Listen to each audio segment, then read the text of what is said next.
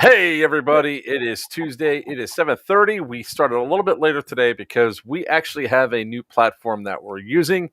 We're going to talk about that in a little bit, but I'm joking for Players Wanted. With me is the man, the myth, the legend of the shortest statute but biggest heart, Greg Paparisi from Dead What's End going on, Outfitters. everybody? All right. So, as we stated, we are using a new system. We switched over to Restream, and we're going to check out how Restream works compared to, like, say, StreamYard. Let's see how long it is before I start going.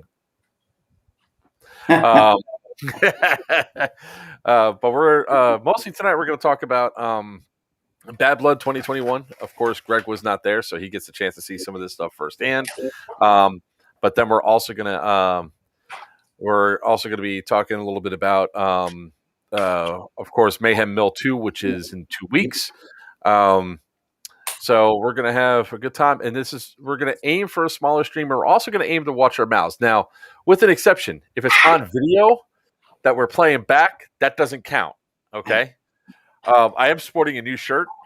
I got a shirt for my chrono work this weekend. Airsoft Con shirt. So let's dive right into some of the stuff we're doing here. So I gotta ask, what prompted the watching of your mouth? Suddenly, Suddenly. a year. Suddenly, Seymour. I've been trying. Oh my! Let me just jump over A Little Shop of Horrors reference. What was it? What was it that spurned that? Why all of a sudden you decide? We just, because you know what, somebody made a comment about it, so we decided to. Oh, so my comments aren't worth it. Is that what you're saying? That's exactly what I'm saying. Okay, fair enough. Okay, I got it. No, that's not nice. So we're going to test. Who said something to you? Someone on the stream? Huh? No, a discussion came up. I think you're the one that instigated it because we had, I think, like 20 F-bombs in a span of 5 seconds. And we decided that we're going to watch our mouth a little bit. And then it's now time that we can start ragging on people when they don't. All right. So if you guys are on any of the other things, if you could please just send a quick message. I'm going to try doing it right myself as well. So, again, this is our first time using this service. So I really want to check it out and see if it works. That was your thing that we are going to have a little fun with this stuff today. So, let's see here. And that come up. Yes, it did. Thanks, Rick, for already breaking the F-bomb. What? Come on. I think that was intentional. I got to say. I'm pretty sure it was intentional as well. Absolutely. So it does look like it's. We're going to watch our mouth a little bit. What the hell? Oh. Hell doesn't count. No, it doesn't. All right. So let's talk a little bit about it. So for those of you guys that know that we were up in New Milford, Pennsylvania this weekend at Bad Blood 2021, which was one heck of a drive getting up there. The trip up ended up taking us 24 hours total to get everybody to the hotel. Sarah, I had to go pick up Sarah from the airport. We got Waze told us the wrong way. So that was fun. The scenario that ended, for those of you that were here for the whole RV share, we never did get our RV, so we ended up staying at a hotel, which we were able to be lucky and get one of the hotels that was like 5 minutes away from the field, which was great. It's the only hotel that's there. So if you guys have never been out to EMR Event Park, I highly recommend going out there for an event. It's a really awesome field. I keep saying it over and over and over again. The field owner also has a huge amount of heart, and so do the players there too. I believe we raised $1,200 for the Battle Bus Adventures. So that was kind of awesome. Met a lot of cool, nice people that just wanted to be out there to play. I will go over to scores in a little bit, but I'm going to wait for the Rick's comments to disappear a little bit because I want to try to do the chat overlay like that, which is kind of interesting because it's like, it's actually kind of interesting. That we have this like chat overlay now. All right, so let's jump into it for a little bit. I'm actually going to start towards the end of the first day of Bad Blood. So for the people that don't know, by the way, Bad Blood, different kind of event, right? Explain the event itself a little bit. So Bad Blood is is technically a 5-faction event. You have the Marxists, which are tan. You have Deus Ex, which is multicam. You have the black shirts, and you have the green. And then there's tribals. Tribals are like the NPCs that guard the sample boxes. The goal for each team is to go across the field and collect all 4 samples from the sample boxes, plus get the other 3 COs stamps.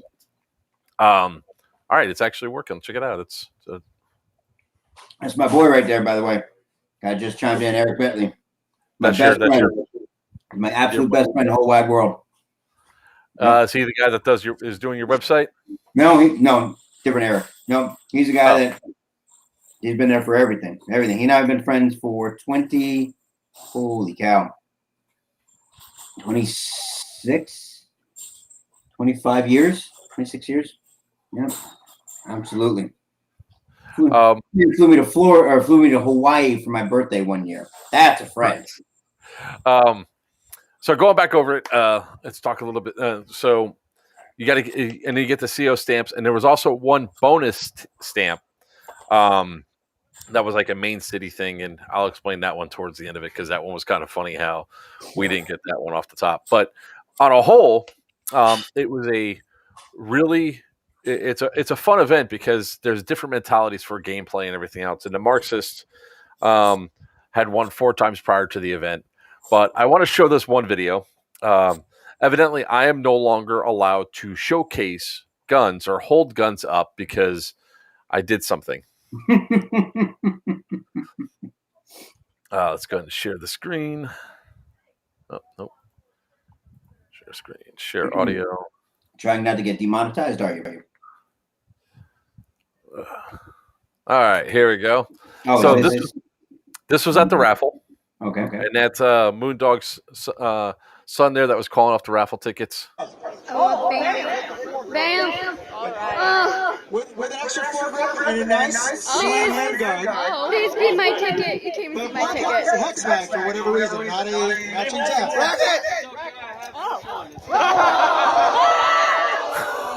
One of you guys! Oh, no! Oh, no! One of you guys! Good job there. Matching tap. Racket! One of you guys! Oh, no! Yep. You're an animal. You're a monster. Whatever reason, not a matching tap. Racket!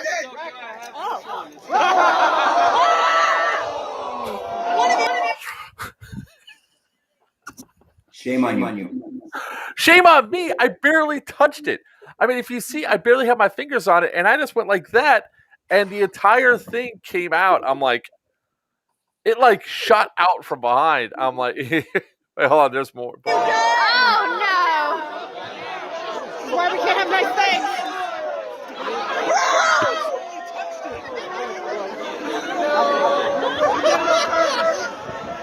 Let's just get out of there.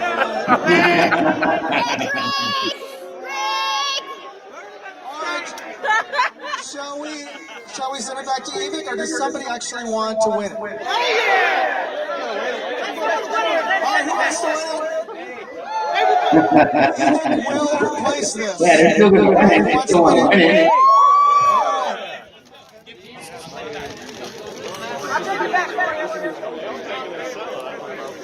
They're all looking at it like, how the hell? Now, it gets funnier. As if you really need a charging handle, players. That was great. 18, 30. So the cool thing was, 1830. when I broke it, the kid came up to me the next day to sign it. So that was kind of awesome. So okay, there we go. Better. Okay, so you're hearing an echo? Nope, not anymore. Oh, that's weird. Only when you had that up. Oh, probably because it's playing through. I should mute myself when it's playing. All right, that's bad. All right, cool. Sorry, guys, if you guys heard an echo. My bad. So that was really hilarious that happened. Okay. It was just I'm sitting there, I rack it, and the thing literally comes inside of my hands. And then the funny thing was, somebody else did the same thing later on. Like the next gun, I believe it was. So I was vindicated. It's not my fault that the charging handles go. But the guy goes, screw that, man. I just ripped the charging handle right off. I'm good to go. I never use my charging handle anyway. And I signed the gun, broken by Joker. I should have taken a picture of it, but Sarah had my phone. So that was hilarious. So I wanted to show that clip first so I can at least get that screen put away. So it was kind of cool because it was Evike's 20th anniversary, and they actually gave away 20 guns. So I know your feelings. Good for them. How many of them were broken? 2, evidently. Right. Know what I can say? Honestly, I didn't break it. So, of course, when it comes time to do these things, usually I try to get as much video as possible up and ready to go. But sometimes that just doesn't happen. And of course, the same thing happened here. I was trying to go through. Huh? I said, why would it be any different? People have come to expect it now. While you search around for filler, I have to do color work. Thank you. Wah. So, Our mobile respawn in it. All right. Hanging up on a pegboard. Sorry, guys. Real quick, just so you know, I want to throw this out there while we're waiting on Joker to actually be professional. I have to give a humongous shout out. Right now, I have 2 of our team members, 2 of the Did an Outfitter team members here, John Logan and Astrid Howell, White Wolf and Miss Astrid, are here actually in the shop, putting things up on the wall, cleaning up the shop, doing all that for me. And so you don't have to. I absolutely, all they did was call and ask if I needed help. And as I muttered through, maybe, they showed up. They're absolutely fantastic. And I can't say enough good things about Astrid.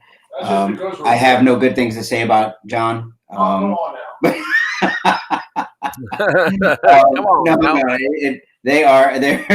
They're really, truly, they're here. They're fantastic things. I'm holding a gun to his head. That's why he's saying this. He really. I don't doubt that. They're in there doing the stuff that I was having anxiety over, organizing it and just finding the different places for it and putting the stuff up. Really just fantastic. And, I haven't been able to, going from leaving the admin area to going over and doing builds and all that, and then getting into the shop and just rotating around, really causing a lot of stress and anxiety. So God bless all the small business owners, especially airsoft shop owners that have done it before me. I can't do it alone. I can't even claim to do it alone. These guys are invaluable, which is why they're priceless, and I don't pay them. So, because I can't put a price on them. They are fantastic, and I'll just keep rambling, talking about how good they are. My whole team, awesome.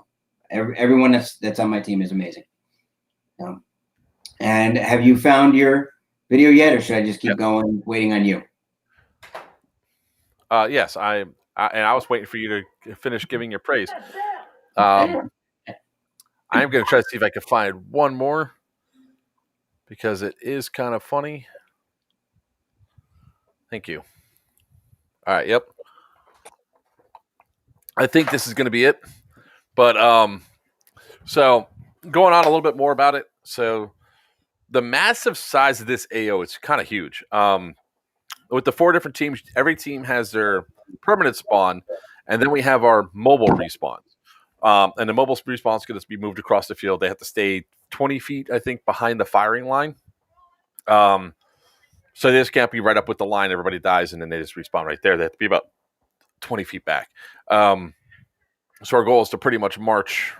Our goal was pretty much march across the field, stick together, and be effective. And we really were. Although the first 10 minutes, we went up the side of a freaking mountain. I was not happy about that because, I'm fat and old. And when we got up there, there was a structure up there, and there was nothing in the structure. Nothing. All that effort to go up the stairs, and there's nothing in there. It drove me up a wall. I was like, oh, my God. God, this sucks. So they have I've said it before on previous streams, and I'll say it again. The way that this field's set up, there's almost as if there's like 5 or 6 different types of fields in this one massive place. There's a CQB city, which is what you're gonna see next on screen. There's a pine forest, which rows of pine trees. They have grass that was up to the bottom part of my chest. They have a standard forest. They have a castle, like a full-on like castle structure in there. It's kind of cool. They have ravines. They have standard maple forest. So this kind of field gives you multiple different areas which you could play in. It makes it really unique. And the owner of the property does a hell of a lot to keep it up. They do have bunkhouses. So it's an acquired taste for the bunkhouses, I guess. So at one point, our job was to run up and die. And I like to lead by example. So let me try this. Let me see if we can hear the audio. I just don't know if it's going to work on here, but we'll try. So we're going to share the screen. All right. So this is what they call Tipman Town, or Tipman City. And we have to get all the way across to this back row of trees back there.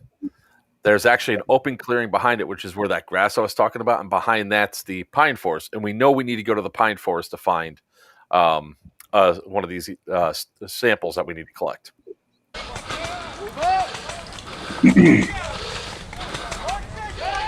That's an awesome city. Can you hear it? Hear what, the audio? Can you hear it? What are we hearing? You're not The hearing audio? the video? Yeah. We hear it. Yeah. Okay. Yeah, fine.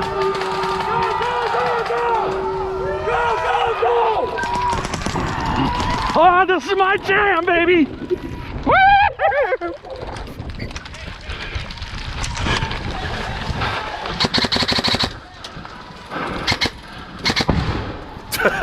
Tinker! Did you see that guy fall?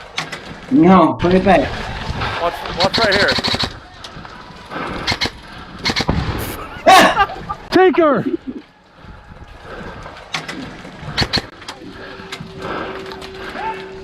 Tinker!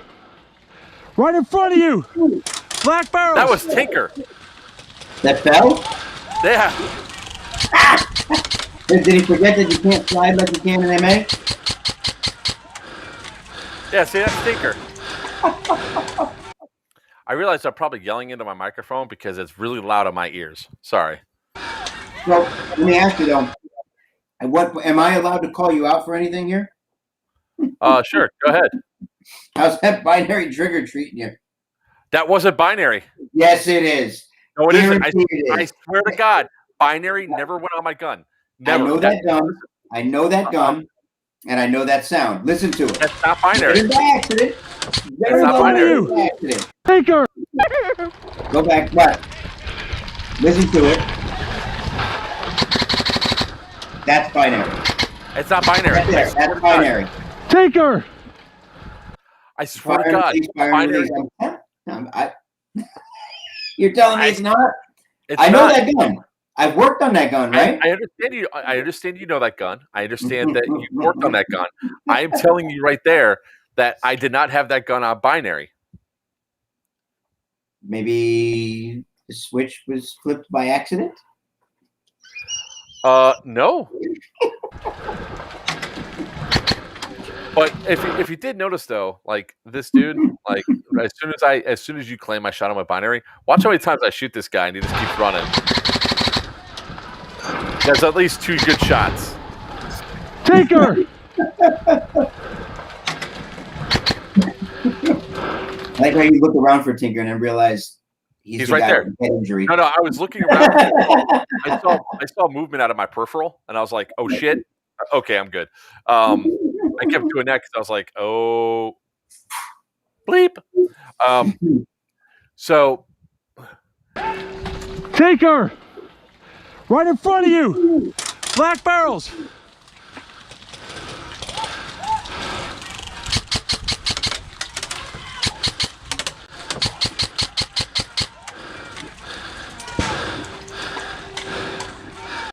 So pretty much, I shoot at that guy quite a bit. I mean, I'm pretty sure I hit him more than once, but you notice I didn't call him out. Mm-hmm. That's a nice explosion.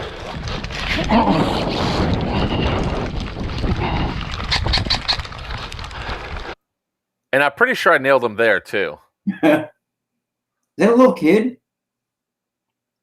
What that I shot? Right there behind those spools. Right there? As you keep going, you come around the other side. Is he just like knee size and kneeling down? Right here? Yeah. Yeah, no, he's an adult. Like me adult or regular adult? Yeah, no, he's full. Because that's the kid that I was running away. Okay, you can say full size. We don't mind that. My people are okay with that. Now here's an interesting thing that happened too. So, it was like it was yesterday. Whiskey, did you just wake up for your alcohol-induced coma? You do realize this was 2 days ago or 3 days ago, right? So this was an interesting scenario where it's like rules come into play, right? And technically I was staff, even though I wasn't an embed. There was an argument that was building. 15! 15! It says 15. It says 15. Safety brief, 15. The reason why I said it so harshly is the guy goes, "Fuck you, it's 10 feet, I'll shoot you again." Up there it goes. All right, I was repeating to buddy. Because you were quoting someone else. You could have said F you, but I'll let it slide. We'll let that one slide. That's why to shut it down, I just straight up yelled it because it's 15 feet. And it was expressed explicitly 3 times during safety brief that it's 15-foot engagements.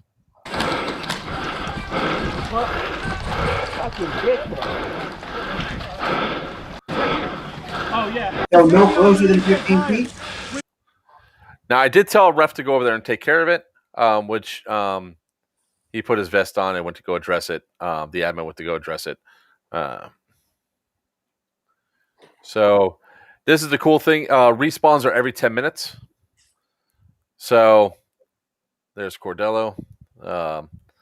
And then this is the next, But the if our very next pool run. is our mobile respawn and they go. So let's see here. There is a speed factor that gets involved.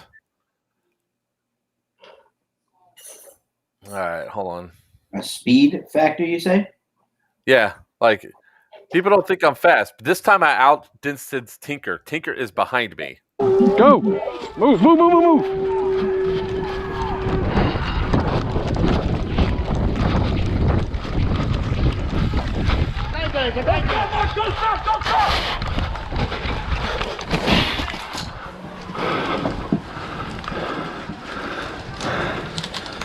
Woo! That was fucking close. That was me cursing on camera, not on my mouth. Hey, I think I'm hit.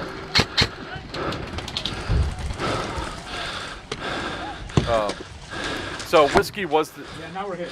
See, That's on hard cover. That's hard cover. We're good. Why would... Right? Oh, shit. Hey! I will say this is a well-placed grenade coming out.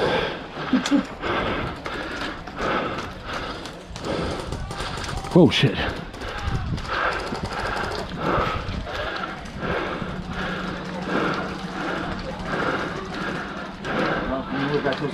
All right. We made it up here. Take her!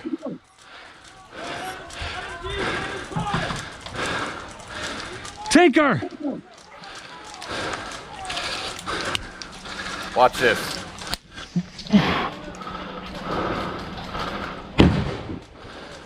Take her! See where the grenade landed? No. All right. Watch right here by these, the blue things. Take her! Oh, there. Okay. Yeah. Yeah. That's where the greens were. Now watch.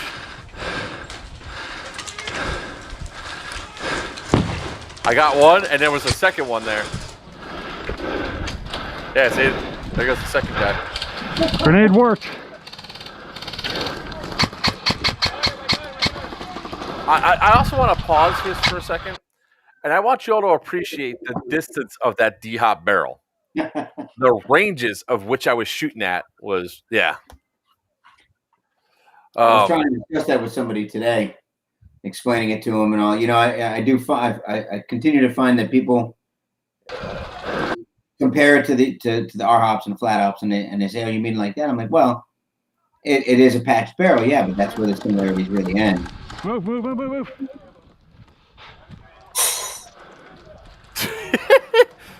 He almost hit the top of the wall. I know. So, all right. So on I posted this stream to one of the other groups, and somebody said, "Oh, I heard that event was trash. That there was a bunch of spawn camping and everything else." We're now going to get to the spot where we're supposedly spawn camped. And I put it in air quotes like that because first and foremost, we didn't realize where the green spawn was.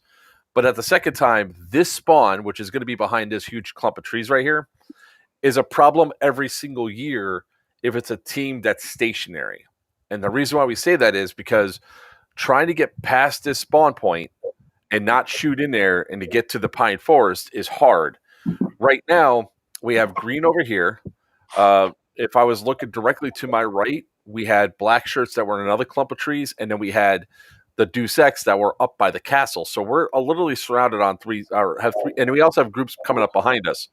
So we're surrounded on three sides or all four sides by enemies.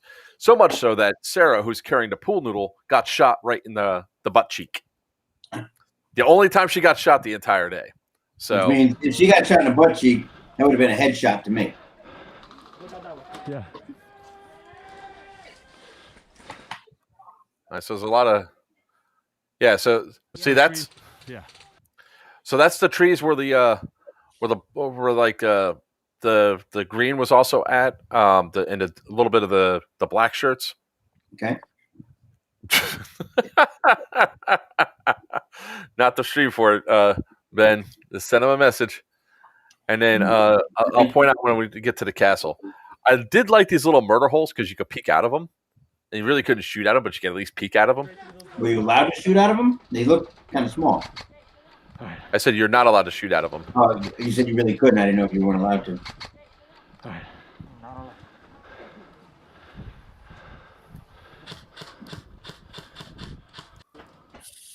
I think I'm stupid right about. There is a point where I just get stupid and I just decide to run for it. This is great. I'm like, oh, I got range. Shoot, shoot, shoot. Tinker's like, hey, your thing's gonna fall off. Hold on a second. Keep shooting. I'll just Is that what he was put doing? that on a scooch. Oh my god. All right, hold on. Because there's a point where, oh, there we go. So then I run right into this group.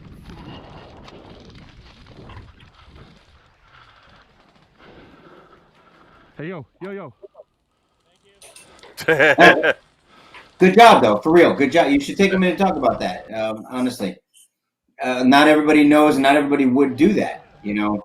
But if our pool noodle is our taking that second to you could have shot him. You could have shot him in the plate. Wouldn't matter or anything, but you you gave you gave him the opportunity to just take the hit. So I remember my first camera. What are you doing?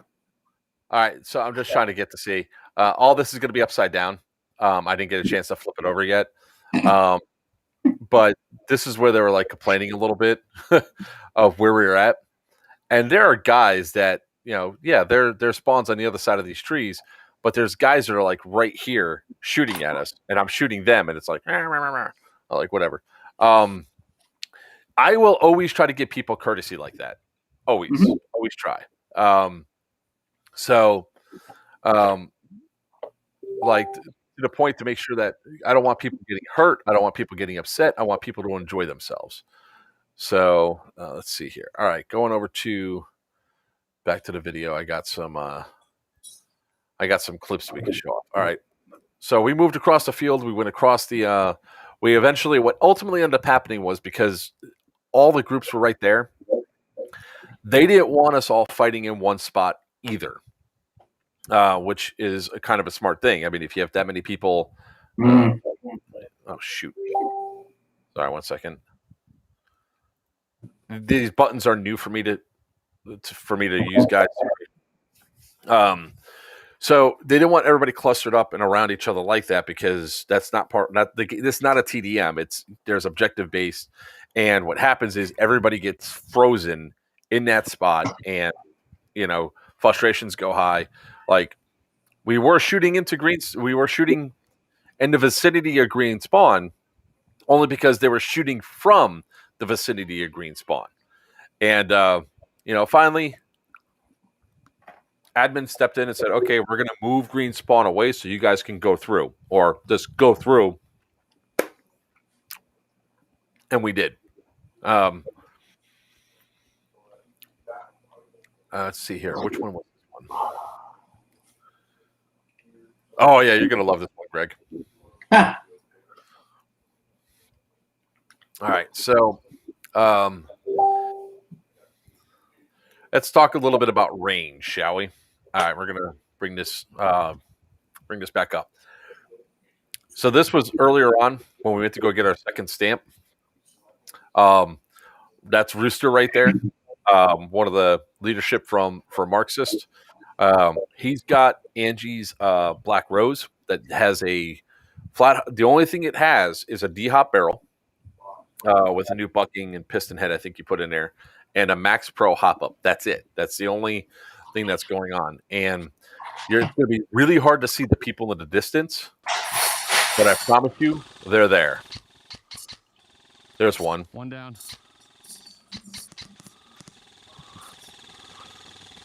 Now you are allowed to go full auto here. And he was treating that gun like as if it was an LMG, which is.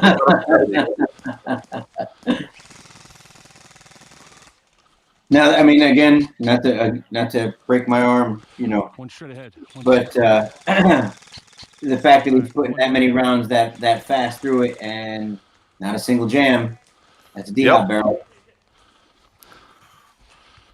Just saying. I will give some of these snipers credit here. There was a couple I walked right over without seeing them.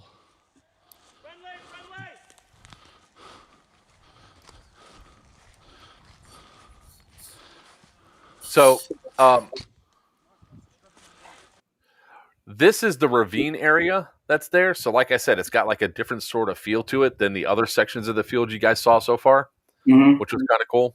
Tribal. That means there's a guy another flag or another box nearby.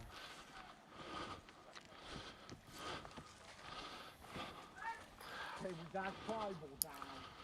I'm looking for the last tribal because I know that they usually have like 5 or 6 per. Didn't see him. Got shot right in the face. So this was after I rezzed up. I kind of figured it was up there. For context, that's a straight drop ravine right to my right there, like this entire area. And the only thing that's there are these logs for me to crawl over because there's black shirts all in those trees, which is also an elevated position in those trees. And one guy got close. I mean, I think you might see one BB come soaring in here. Yeah, like right there, it just went right past. So I got lucky as hell. And I'm like, I'm looking at this going, how the hell am I going to get over this? Because that's a sheer drop. And I didn't bring my boots. Oh, good. Prepared. To the left. That group of trees to the left. You see it?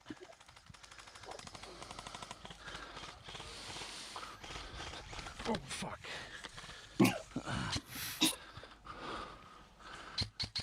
Love to watch a fat man crawl. I didn't fall. I was on my hands and knees, but I went to go stand up on my foot. I said crawl, not fall.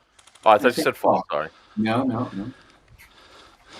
Oh, it's funny because there's a couple moments where that happened.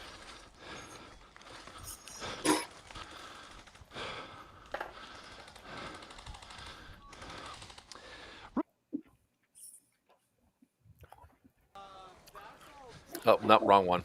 Wrong video.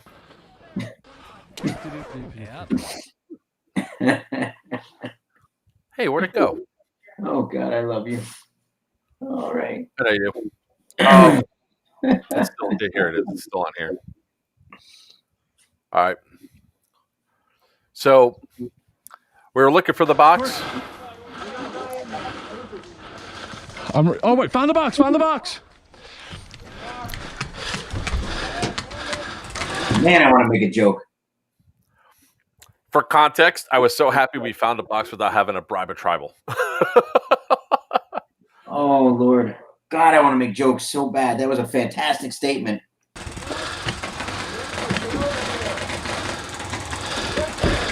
Rooster! Rooster!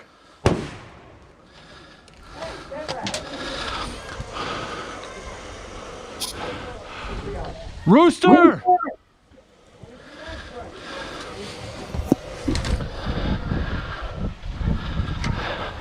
Box is up here! Is that you feedbacking or is that me again? I don't hear anything, so maybe it's me. Let me, Inside.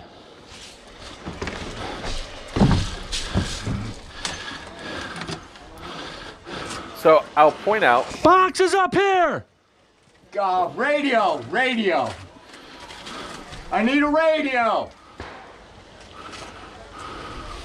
Well, our two other stamp collectors should have been right over You got yours. Yep. to the left here, and we didn't know where they were because each team has four stamp collectors.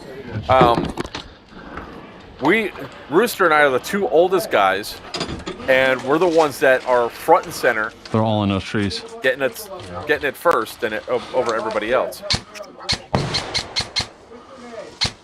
I mean, just look at that range. I'm not sure if you guys could see that little BB, but it just sort of out there.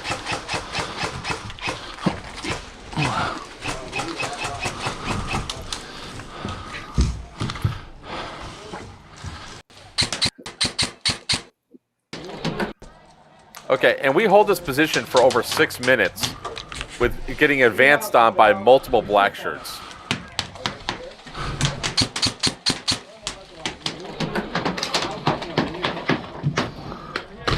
And you can hear it's getting hit hard by a lot of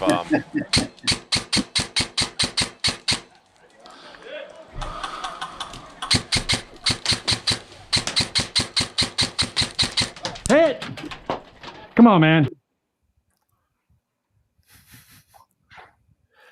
You see that crap up there? Look at that, Papa. What? You can actually see it go up there and hit him. Watch.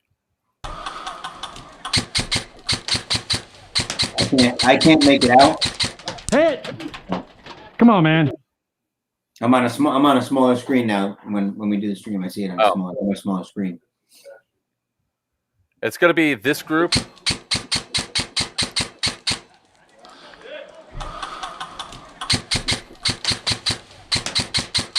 Right there.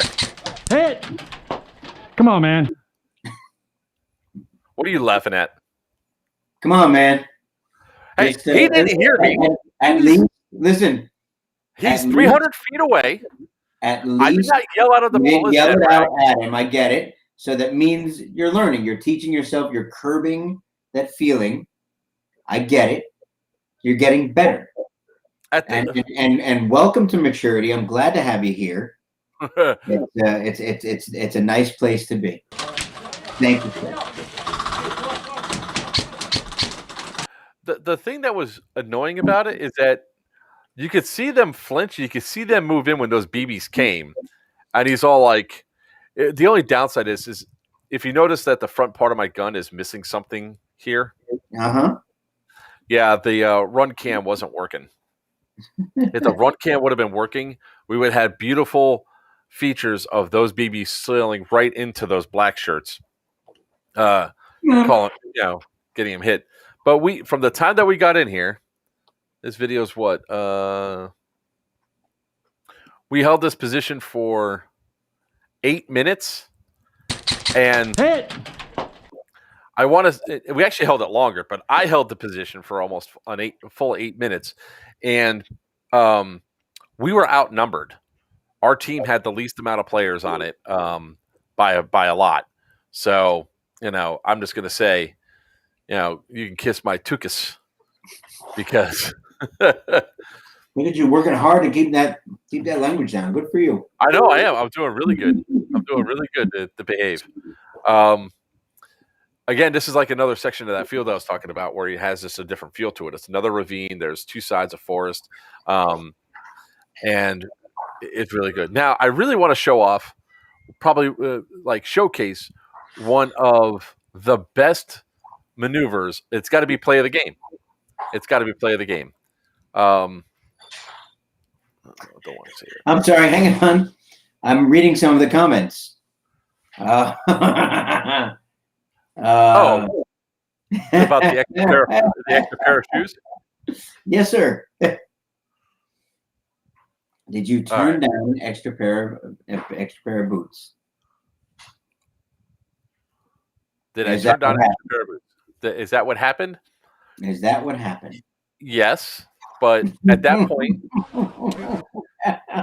point, I was already predetermined to do what I was going to do, which was my trademark sneakers. They weren't the red ones this time because the red ones now have a big ass hole in the toe. But I was rocking the blue shoes.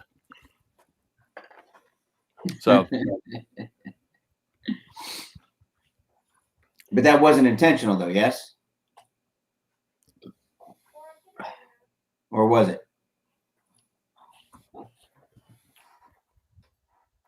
Hello. Hold on. That's my son now. Shut the door. He doesn't want to get yelled at for cursing. No, I was intending to bring my boots with me. That and I'll show off my stomach later. That and my padded shirt. That didn't happen. So I gotta say right now, Preacher's displaying quite a bit of testicular fortitude right now. He's rather brazen, knowing. I wasn't there for it.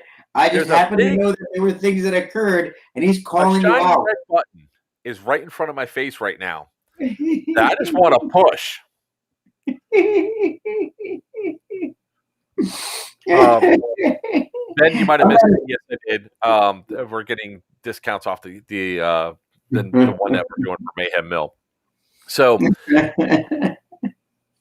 this part of the video is just after we got our fourth stamp, and that fourth stamp was the last one that we needed to secure it. Actually, somebody said, hold on.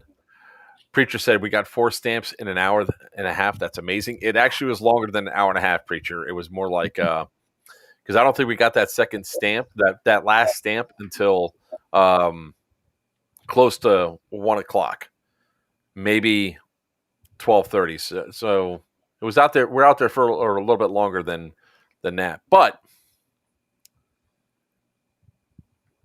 I just appreciate this because I could put actual visuals to the stories you guys told me at night.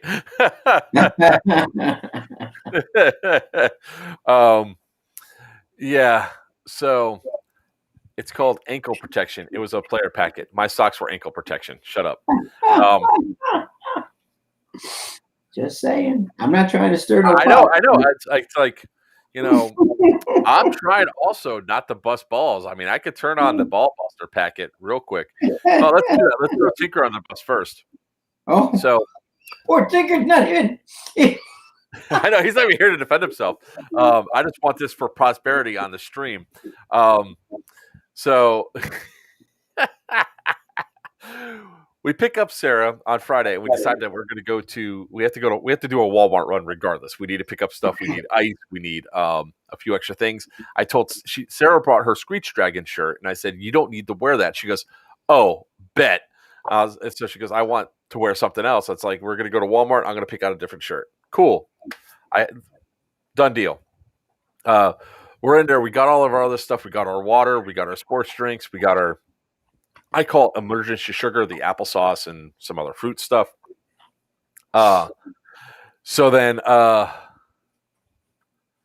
So as we're going through and doing this, now it's time for Sarah to pick out a shirt. She's just walking through the women's department looking for something. I'm standing there with Tinker, and Sarah's within earshot of us, and she's looking through it. All of a sudden, he goes, "Yeah, Walmart really doesn't have a big and tall section." Oh, I start dying. I'm laughing. Sarah knows immediately that something's up. She whips her head around so fast. She goes, "What?" And I was like, "Nothing.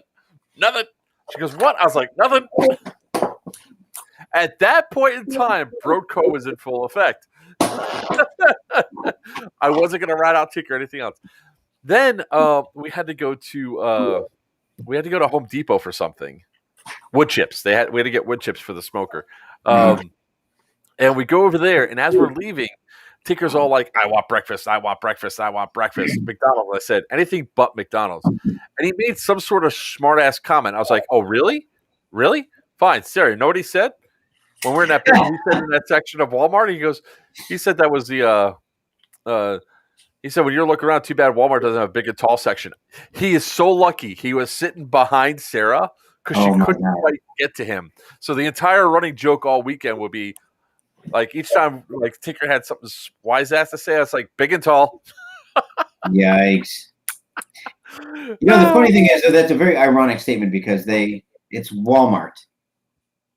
Of course they have big and tall, but I get where the joke came from. That's a very, very, very brazen move on his behalf. That is a wrath you don't want to ignite. By the way, Eric, no, but that's actually something we were going for on our old field. We were actually working towards that. We had John, the guy who's here now working on the shop, actually lit the entire field. We had poles with lights on top. We had light grenades. We had lights all over the field.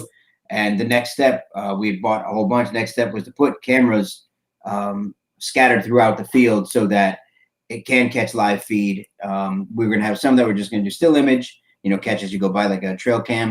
And we're going to have others that were doing, live feed and recording. It's expensive, to do.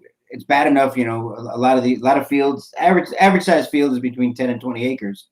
It's expensive enough just to have the field, then to put the props, and then to maintain. And then on top of that, try to run, whether it be wireless or otherwise, wired, wireless, anything, to try to get all of that going on. The cost associated is so great for a sport that doesn't generate a lot of revenue. An average field gameplay for a regular game day is $25 per head.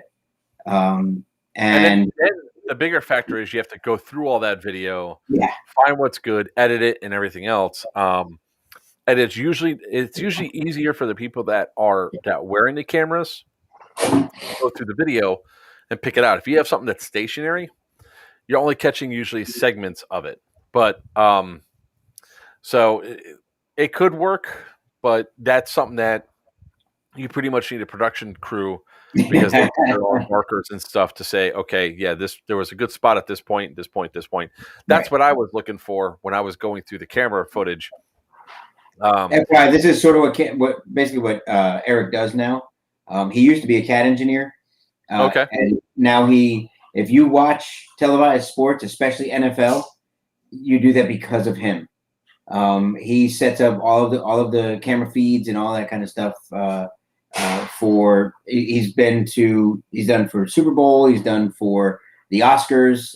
He travels literally, actually the world. He's been to Wimbledon a couple times. He travels mostly the country, but sometimes the world, setting these things up. So, if anybody's going to be able to do it effectively, it would be him. Nice. I think I'm still friends with him. So after we got past the green guys and we sort of forced our way over, we got into the woods. We got our second stamp, and then I wanted to share this. So this is our attack on the green CO, and I thought this was kind of funny when I did this. When I put this up there. Yep, that's me. You're probably wondering how I ended up in this situation. Can you hear that? Okay. I heard something else. Heard an overlay of something else, but I gotta change that. Oh, I think I did. Oh man, hopefully. Oh, dude, do I got that typo on my YouTube? Hold on. I'm out. No, do it. No, screw that. I gotta change that. If that's the case, that's bad. That's bad. Oh my god. No, it's you don't understand why. No. Okay, yeah, I fixed it. Woo! Woo! I fixed it. Okay. All right. So I thought it was a funny little overlay. Here, I'll do it again. I couldn't hear what that said though. No. Yep, that's me. You're probably wondering how I ended up in this situation. Oh, okay.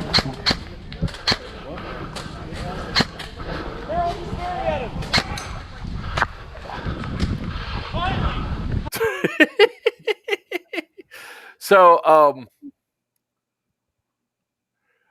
right. So the plan was that we are going to go ahead and walk up, because now that we got all the stamps for the samples that were collected on the field, now it's time to go after the COs.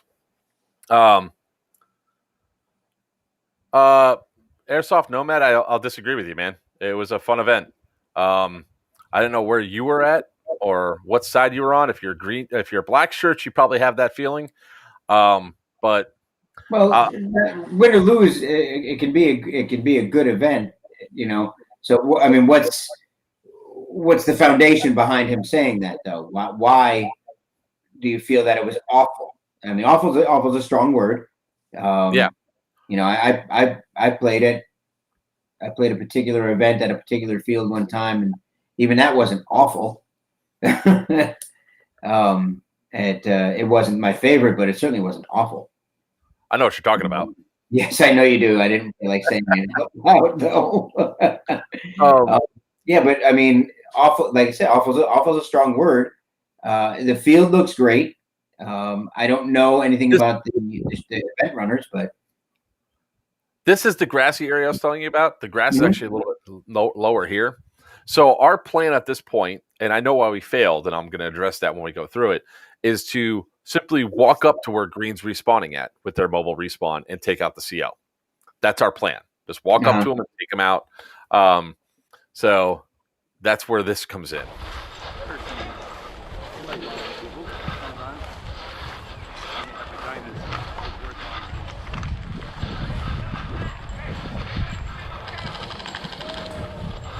And now you know I have a feeling about this, but I don't disagree with it. But you know I have a feeling about this.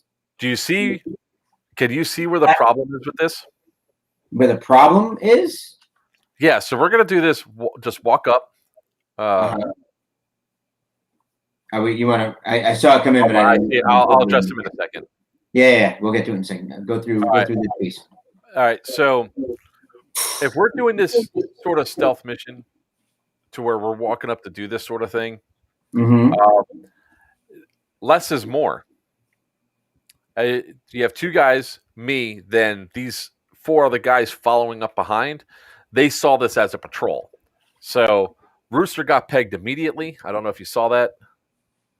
He gets pegged right about there. Yep. Yeah. That guy gets taken out. And then we have a firefight here.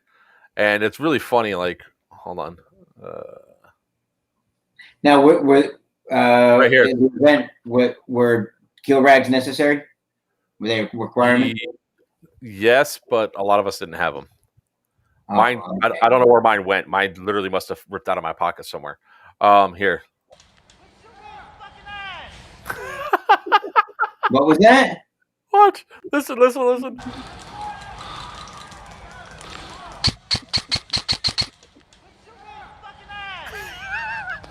I hit in the effing ass.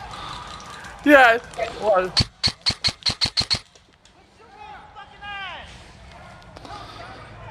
he goes, "Quit shooting me in the effing ass." Now listen to the next part. Yo, Joker, you got anything on you? Yeah. I heard you get hit. Yo, he's already been. Apparently. All right, so that first attempt was a failure. So we went back, respawned, came back out, and I'm going to address Nomad Airsoft in a minute. Airsoft Nomad in a minute. Got him. I'm out.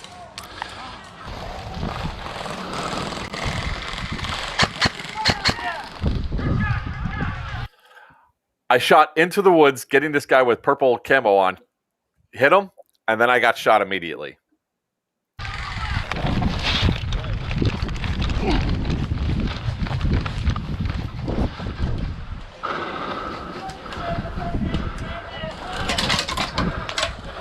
Woo!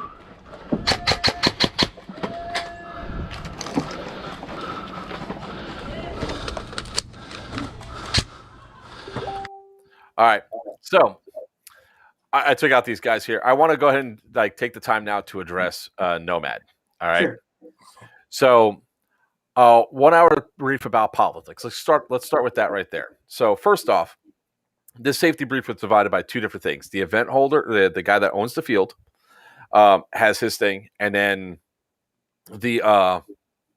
then we go over gameplay.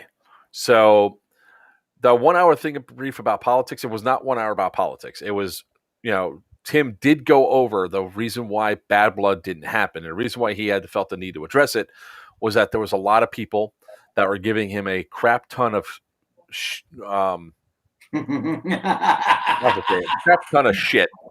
over over having over not being able to have the game going on and everything else because of the COVID restrictions for the local area. So he did address that.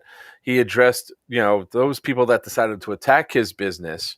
He addressed that, but he also went over the stuff that was inside of his field. You're not allowed to use Enola Gay smoke. Last Bad Blood, people were throwing Enola Gay smoke. It's fair enough for him to address it. So he did go over stuff for his field. And yes, Tim can be a little long-winded, but it's his field. He has the right to do that. The second part, the rules were addressed, the stuff that was going down there. Full seal iPro, 15 foot, because it was addressed 3 times, about 15 foot. Spawn camp for 3 hours straight. I am going to call straight bullshit on that. And the reason why I'm going to call that is you have your main spawn and 2 mobile respawns. You should have been somewhere else. I'm sorry. If you guys are being trapped up inside that spot, there was only one segment where Marxist was cutting through to go up there. Green was in their spot, kept going up to the castle, which was stupid to begin with because there was nothing in there. There was literally nothing inside the castle. Your main spawn wasn't taken away. Your main spawn was shifted to be out of the way. It wasn't taken away. It was shifted. So they moved. So mid game they moved to spawn. They moved his spawn within visible sight of where it was. They literally moved it, I guess, 100 yards. I want to say to the north of where it was, out in the open. It was out in the open. That's fine, Nomad. I guarantee you it wasn't 3 hours. If you guys were spawn camped for 3 hours, look, I'm going to put it to you this way. For every single event I went to, we went to some spots where we were spawn camped as well. We found other ways. Yes, it was. Okay. I mean, this is a simple solution. Yeah. I mean, if you you want to hate on the event, you can hate on the event, but you're misinterpreting what happened for this event, and that's something that as somebody that was there as a player, I don't let that stuff fly. You might not have had a good time, that's fine. I can tell you all weekend long, nobody did not have a chance to sling BBs. And I'm pretty sure I know what video it is based off of before. So I'm going to jump into there. But let's see the rest of the stuff on here. No, yeah, preacher, yeah, don't. Everybody's allowed their own opinion. Yeah, and he felt a certain way about it. Whether what side were you on? What? Let's establish that. What side were you on?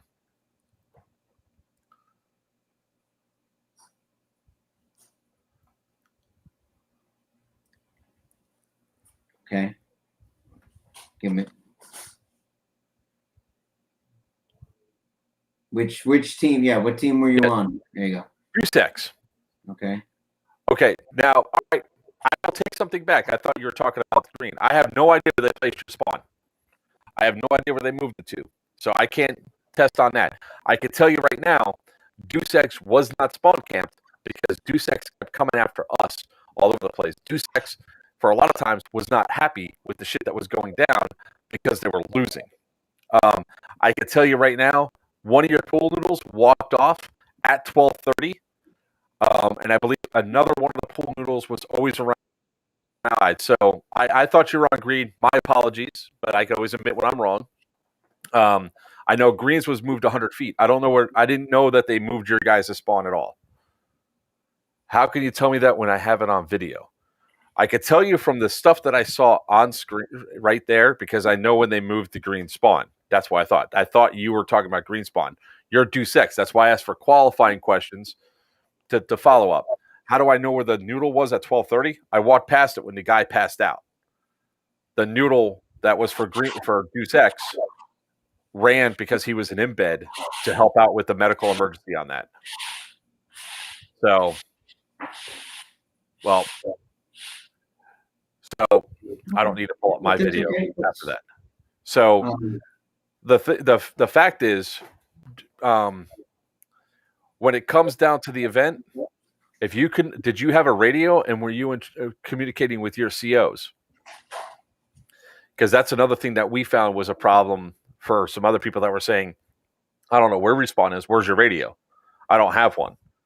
In the op board, it said you had to have a radio. I mean, I can't. He may have just had. He may have had a bad event. It happens. Yeah. And look, don't necessarily let this be. Look around at what other people had. If you had a bad event, maybe you just happened to be in a bad place having a bad time. Maybe it wasn't the kind of event for you. Joker knows. Most people that come on here know. I don't go to most events. Especially things that non-traditional Milsim events I don't go to because for the most part I'm pretty sure I won't have a good time. I went to Wasteland and I had some fun, but not all events are for everybody, and some people don't have great times at certain events, and maybe that was what happened to you, and that's unfortunate. I would definitely have a conversation if I were you with I'm sorry, what's the gentleman's name that runs Bad Blood?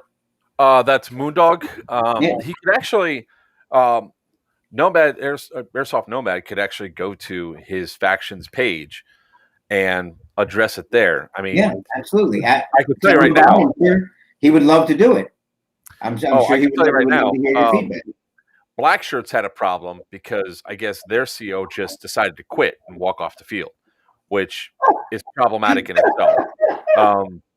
Black Shirts got pissed off because as we're moving around and as we're positioning ourselves and all that, they constantly ran up against us and they constantly got stomped. We were the smallest faction of any of the factions out there.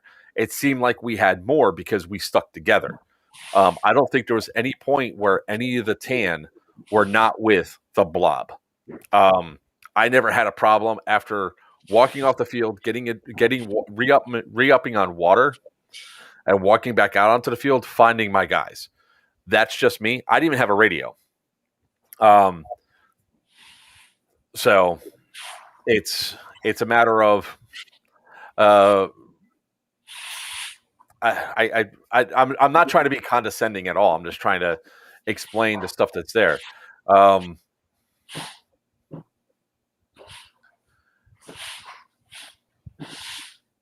Yeah, and this event was actually less people than they wanted to have. They would have been able to do 1,000 players if the county didn't hamstring them.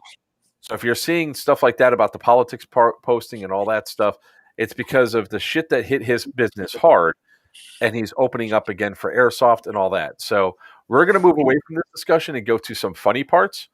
So airsoft, if you want to see something really funny, at least you weren't on green team and allowed this shit to happen.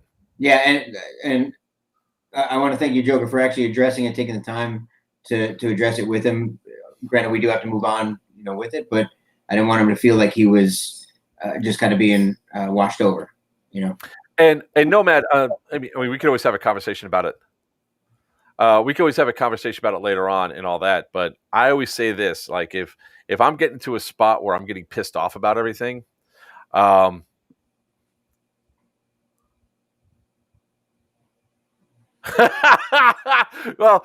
all right, Felix, you're about to be on camera, bro, because this is what's coming up next.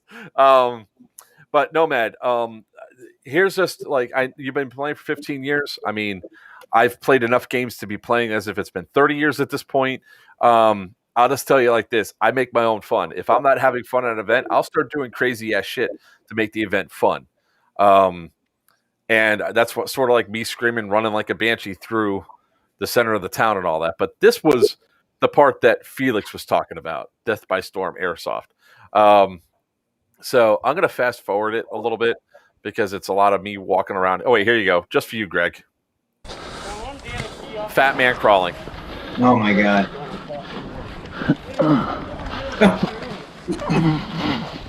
Oh, my God. Did you like that? It was sexual. Good God. All right. Oh, my God. So you're going to see Rooster's going to pop up right behind this tree right here. And he's just going to walk his happy butt along. This is sped up.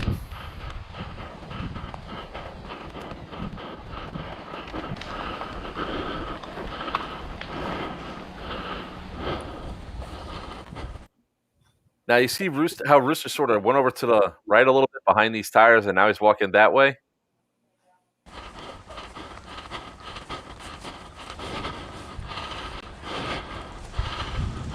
Hey, Felix, smile for the camera.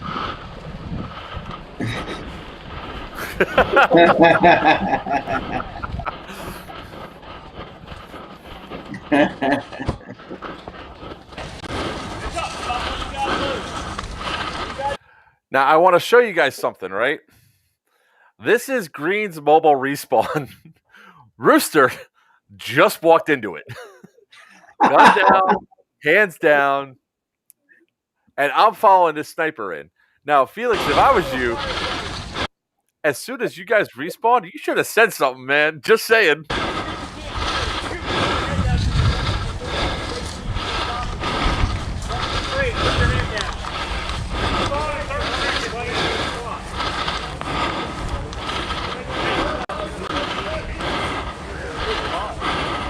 I will say at this point, I started breathing heavier on purpose, and I started walking more slouched over. And then I said, oh, look, a wall.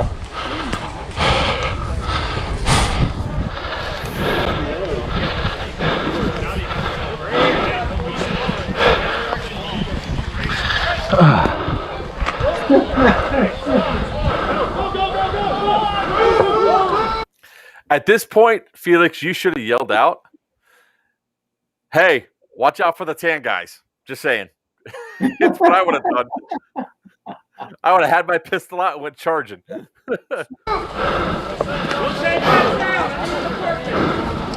But I will tell you this. Thank you. Thank you for not doing that, because we wouldn't have this beauty.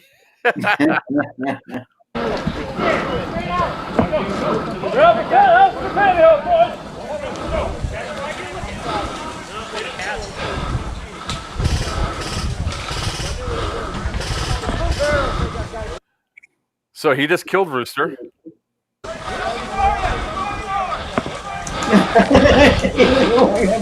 So so casual. You walked up and What's that? you just so casual. You just walked up behind him. He's like, "Here you go." Yeah, what now? You guys took to walk off, and I was gonna take your CO out. Fine. You did. That was good. No, I got what you meant. Let those guys in the tower. Let's get now. We're going to. Now, the black guy with the beret on is the green CO. Thank you for not. No. saying anything. I'm dead. Just go up and get him. Which one? The one with the blue green beret? Guy.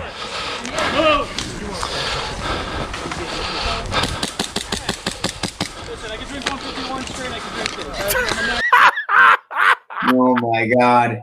Just so casually, like it's nothing. Wait. That's the look of confusion on his face. The one with the blue green beret? Guy.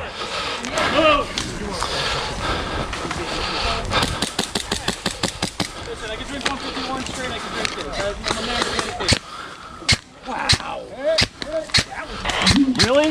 Don't even do it again.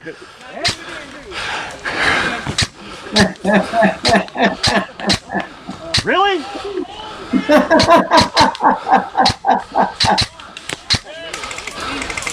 Did I just shoot you right there? I did shoot her right there. So we're gonna go ahead and slide past all the discussion, which was a cool discussion. They all agreed I was still alive.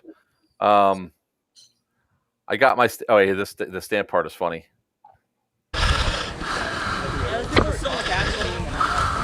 Seriously, why is it all sweaty? It's in my pocket. Thank you.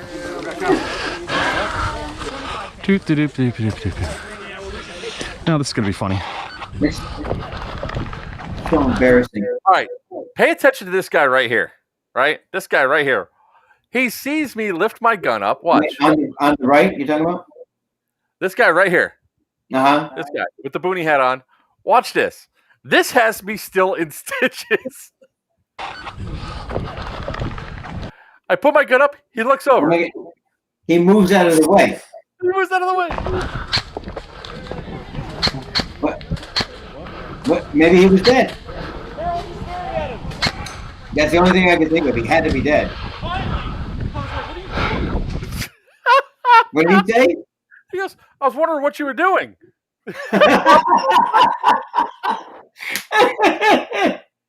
Wow, okay. All right.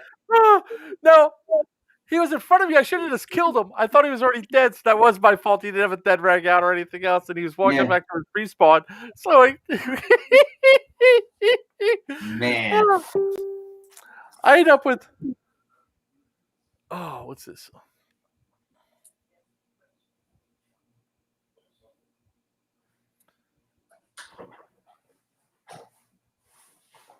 You okay?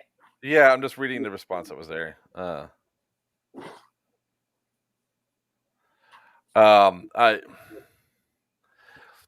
Whatever. Wait, hold on. You hear my laughter too. I'm dead.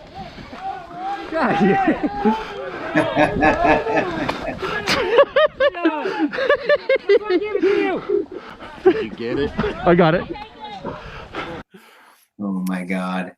Then we back to our team, and then our team came to run them right back over again. Oh my God! For just to look. Oh my God. I've watched this video repeatedly just for the look on Virtue's green CO's face.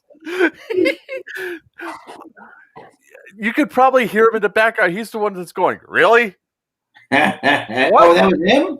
That was him. He goes, I can't believe this. It's like. Give me 1 second. What's funnier, I don't have it on camera because my battery was dead, but I did it again about an hour or so later. I walked up behind him and put a knife right to his throat. I want to address something that just came up on my Facebook, on the Facebook thing, when I said that people are saying, heard this was trash, nothing but spawn camping, and one of the team at Evike didn't even appear. Well, the Evike staff couldn't make it. They just couldn't get the flights or whatever. They couldn't get out there.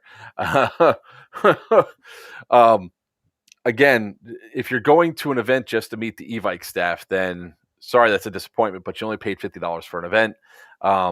Like the event ticket was $50, and I get that some people that might be a big draw, but unfortunately, if somebody can't get their flights or everything there,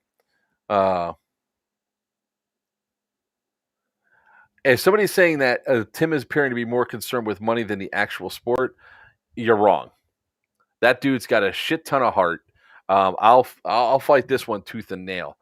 On the field at the time that he's doing this stuff, he cares about making sure that the people are happy, that the people are being safe. And sometimes, if you guys don't know this, going to like event, a lot of times these event hosts and the property owners are already stressed to the limit. And when stuff doesn't go well, like the previous night, some stuff going long, it happens. Stresses can keep building up and going through, and that stuff's there. So if you're trying to say that this dude doesn't care about the sport, I'll fight tooth and nail against that. This dude cares about the sport. He cares about paintball. He cares about airsoft. He cares about the community that's built up around it. That's why he's trying to hold stuff too. Some people don't like to hear when an event host comes back against the stuff that's there. I mean,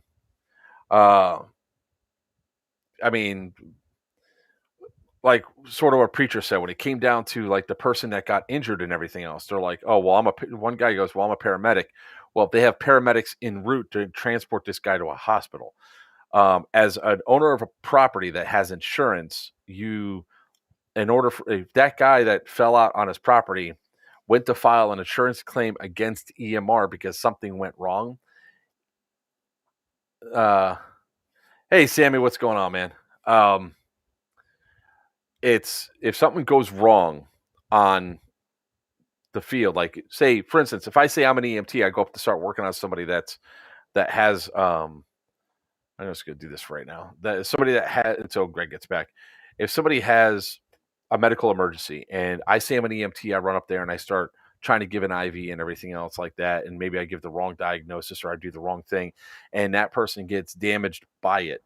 The ultimate problem that comes up with that is the field owner did not call a professional. He relied on somebody's word without verifying it, opening himself to litigation and everything else. And so he called the ambulance. They were coordinating through. Sometimes emergency service takes a little bit of time to get there. They had 5 guys working on this dude while he was crashed out on the floor until the paramedics arrived and everything else. It's always great the armchair quarterback when you're not in that position, but you also do have a responsibility for the person that's on the ground. Like if he knew that I was certified as an EMT and everything else, had already predetermined I was a certified EMT and I had the medical, the things and all that, I would have been one of the ones he asked to work on that guy. But that's not what's there. The one guy that was complaining, oh my God, they're not letting me work on him. He doesn't know you from Adam, dude. That's what happens a lot. I mean, I've seen it happen on multiple events, especially with heat casualties, where somebody says that they're a paramedic or some sort of medic and they're not. They've had first aid training, which is not the same as being a paramedic. You can't administer a silver bullet with just basic first aid training. You really need to have training for some of this stuff. And even people that are fully trained medics that do something, you then always have those people that armchair quarterback. Oh, that's wrong. Like the dude that took the tag into the face at Sirius Viking. They put the things up the nose to stop the bleeding and put the pressure on the bleeding because of how much blood was coming out. And the people that saw that picture with that up his nose, they started, oh, you obstructed his airway and all this other shit. It's like, no, it was done to make sure the airway was not obstructed. Yeah, sorry, no problem, Sammy. It's Tim loves this sport and he's not in it. I mean, he's a business owner, so yes, he has to make money, but he's not in this just for the money. And if anybody's on staff is telling you that, that person is sorely mistaken. I mean, they did not pay that. There's so many different ways I can go about and address that. And Papa, being a field owner, can agree with a lot of what I'm saying when it comes down to somebody needing emergency help. If I run up to you and said, I'm a paramedic and you never met me before, you're not going to let me touch that player. Like when John Logan's grandson dislocated his knee. Mhm. We had 5 guys run up and say they're EMTs, and we said, "Don't touch them." Yeah, that's not that. Yeah, that you can't just. I mean, yeah, you might be the most qualified. If I don't know you, I can't let you do it though. You know, that's not your place. I always love it when people have some of these things. Now, look, some of you might have had a bad time at the event. The majority of people that I talked to that came by my booth, that was interacting, everything else, people generally had a good time.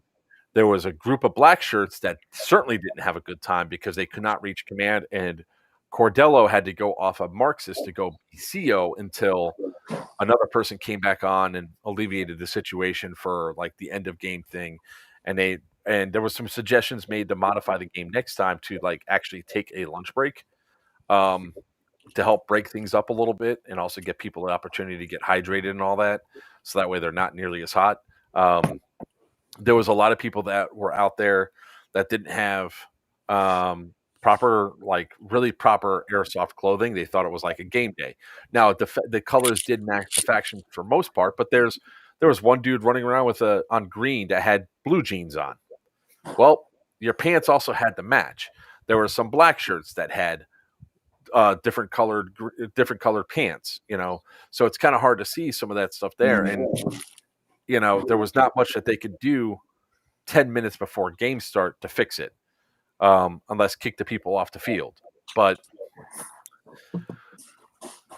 there were so many people that also did not read the player packet for both games, the Bad Blood game and then Dead Blood, which I was going to start focusing and moving on to the Dead Blood portion, which is the zombie game. Like there was people Friday night that got pissed off when I was calling for 20 minutes. Chrono closes in 5 minutes on the bull. And then I say, Chrono's closing in 1 minute. If you're not on your way up here, you're not getting chronoed. I then said, I made a big announcement. Chrono is closed. There was 2 guys left in chrono, and they were doing a multiple guns. As soon as they were done, we're boxing up the chronos, and these 4 dudes come in with like 6 guns. It's like, yo, chrono's closed, man. It's been closed. What? That's bullshit. It's like, it's not bullshit, man. We've been calling this for 30 minutes that chrono is closing. You have to be here first thing in the morning. First thing in the morning, we actually had it like a well-oiled machine. The line never really got long or anything else on Saturday, and everybody got chronoed to go out onto the field. So the problem was the next day the rules were changed for the zombie game, and there's a damn good reason why. And I'm going to show you why that that everything got chronoed down a second time. It was pistols, shotguns, Springer bolt action rifle, and all it had to shoot less than 333 FPS with a .25. Even with it being that way, look what happened to me during the zombie game. That's the reason why we chrono so much lower, and everybody had to get re-chronoed again. And people were bitching about it, saying, why do I have to re-chrono? I'm on the loud horn as soon as we open chrono every 5 minutes saying, you need to chrono your guns again for the event. Your pistols, shotguns, and Springer sniper rifles that chrono go at less than 333 FPS. Come up now. Get it done. If you don't have a purple chrono tag, you're not playing. We kept doing that over and over. And people would walk up and they said, oh, well, this one got chronoed yesterday. Irrelevant. It's getting re-chrono today because we have to make sure it matches. And there were several pistols that were okay for the main game, which are not good for this game because they're shooting at 4. Like the Navrich SSP-1 was constantly shooting over 400 FPS consistently. Brand new Navriches were shooting like 415, 420 with .25s. Those guns hit hard, and this is a close combat, in-your-face game. We had to reject a few guns.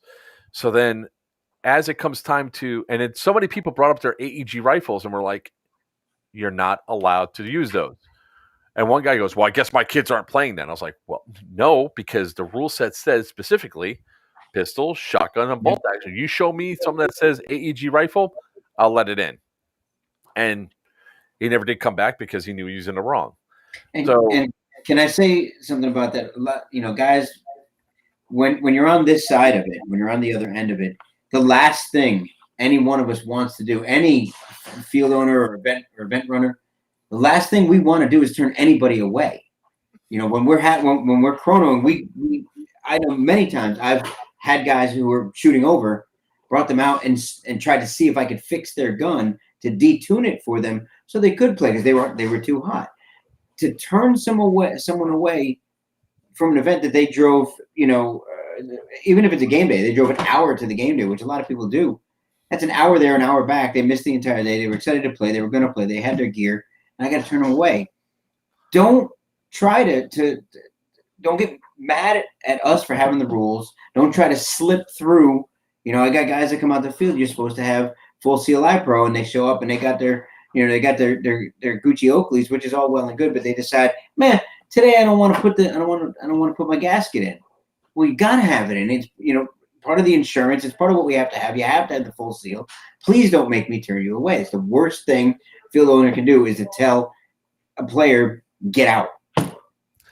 And I don't. And as somebody that's helping out the event, that's being there, last thing I want to do is waste time playing by having to argue with somebody about rules. So then we have the safety brief, and I can't tell you how many people did not listen to the safety brief to say, how many times do you shoot a zombie for them to go down? How many times do you get shot before you turn into a zombie? The answer to both of that is 3. Unless it's a shotgun, then it's 1. 1 shot by a shotgun, you're down. And the way the zombies go is that you're a fresh zombie, you can run. If you get hit a second time, you have to shamble. Third time, you have to go. Second time you get hit, like each time you get shot, you have to act like you have a limb down. Same thing as a player. First time you get shot as a player, you have to limp. Second time you get shot as a player, you cannot use your primary hand. You have to use your offhand. So if you're running a pump action shotgun, good luck. Third time you get hit, you go down and you become a zombie 30 seconds later, and you go up and start attacking people. Now, zombies, when you're freshly risen, you can run. You're a fast zombie. If you get hit and if you get hit shot once, then you have to put the one arm down, or you have to limp. Second one, you have to put the one arm down. Third one, go down. When you come back up, now you have a shambling leg. Second time you go down and come up, you have the shambling leg and the bad arm. But if you get shot a third time, you rise again. You're now a fast zombie again. So people did not realize, like, when you're sitting there having these discussions, I shoot you 3 times. Or I shot you once with a shotgun. You're now a zombie. You don't get 2 more lives as a player. I didn't fight it. I didn't argue it. Unfortunately, my camera was down for the zombie game. Don't know why that happened. It was a freaking shame. But you're running around and you're doing this stuff. People just weren't listening. So as I'm at the gate checking everybody's gun, it's like, show me your purple chrono tags.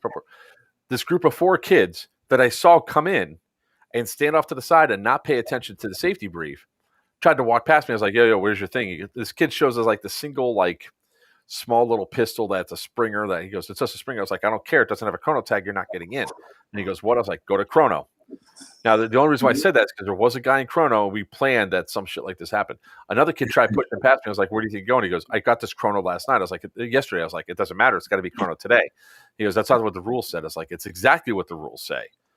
The guns have to be re-chronoed to be underway. And he's arguing with me. I was like, meanwhile, everybody else is like getting backed up behind him. I was like, you need to go to chrono. You're not playing. He goes, I'm not doing that. I was like, then get the fuck out of line. You're not playing. I said it just like that. 1 hour, 30 minutes. That's like the first time I could have censored myself, and I really didn't. And he looked at me dumbfounded. I was like, I'm staff for this. This is my job. You're not getting on there until you go through chrono. Mm-hmm. And then his buddy says, but that's not what the rules say. The rules say 333 FPS. That thing that you have a ticket for says 400 FPS. That's what your chrono tab says. So go over there, get a purple chrono thing, or you're not getting on the field. So they did. They walked over. They got their chrono and all that stuff. And of course, that was also the same team that we had a problem with, that we shot multiple times. Or I shot one guy with a shotgun, shot the second guy with a shotgun. They were trying to say it was just one shot each, and I was like, I don't care, whatever. I'm going to come eat your face as a zombie, and I did. So to give you an idea what the zombie game looked like, let's see here, Tinker's video. There's some actually really good. There's actually some really good video from Tinker, luckily. All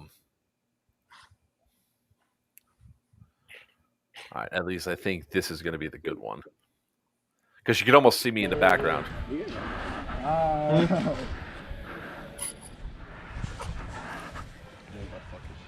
He's determined. Fuck yeah. Let's see. There we go. Yeah. So Tinker just got shot, so now he's limping. Watch this. You're still a zombie.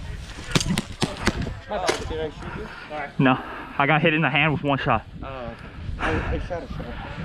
I got him a zombie. So now that shotgun's a zombie. You can't pick it up.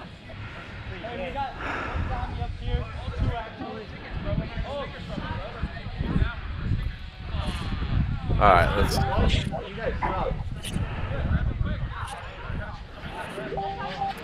I really wish people would not message me while I'm on stream. It's gonna happen, man. Sorry. Huh?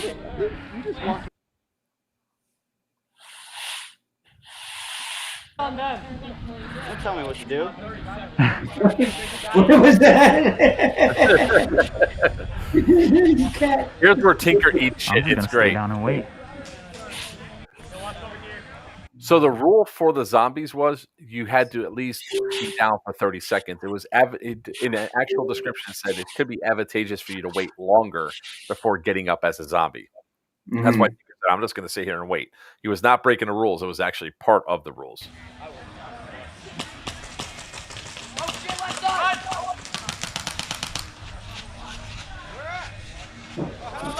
Wait on it. Wait on it. Huh? I want to get the guy with the sudden. Yeah. You ain't getting the stickers. So, did you see the guy? Hold on. Did you see that guy in the back? Hold on. Watch this guy right there in black. See how he's walking like that? He was doing it even better. He had his pistol in his hand. And he would go See, the thing and shoot at the ground only because you're not supposed to still shoot gonna run people. around. They're like, That's funny. That's really funny. There's survivors behind us. We're not worried about them though. All right, hold on. Let me just fast forward a little bit because it gets funny. Because you actually see me briefly. It's like, there I am. So I'm going to be over here in this corner. And I just got done catching this kid. Hold on. Now your kill rag's out as it's supposed to be? If you're a zombie, yes, if you had him. But that's me right there. I just got done catching that kid. And this is where Tinker's going to eat shit. Watch this. I think it might be time to get up. Yeah.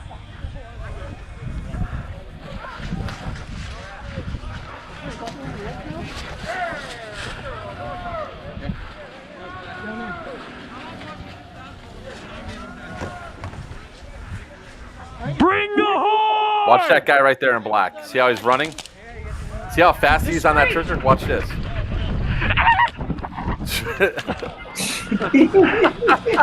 So close to getting him. So close.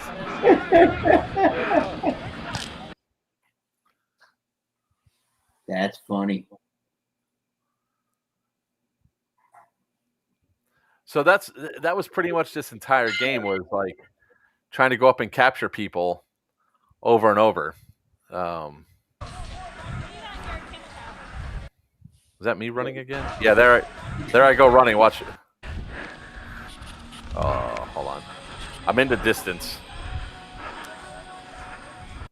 I'm going to be up here in this corner area.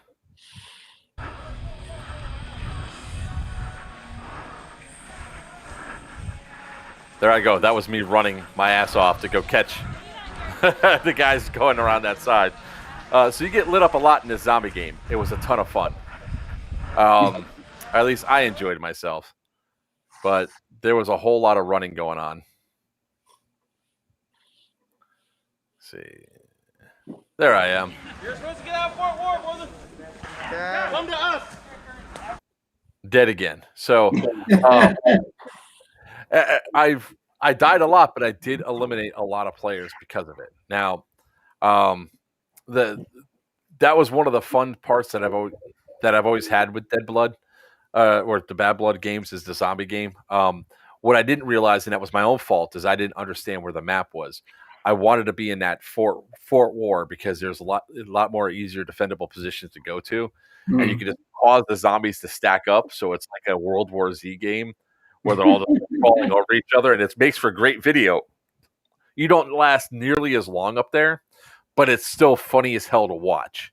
You know, so that's that portion, and then obviously we went on to go. But there is one thing that I wanted to address. Right, this is the one where you're going to be like, I think you're gonna bitch and complain. Is what I think you're gonna do, which is why I saved this video for last, just for you. All right. So one of the things at the safety brief that came out that was really important was that they said non-aggression treaties were banned. You know, everybody was against everybody. Period. All the teams were against each other. There's supposed to be no alliances, nothing else. When we were in the city, green, Deus Ex, and black shirts appear to be working together against us. We don't care. Marxists didn't care that was happening. We were punching through regardless.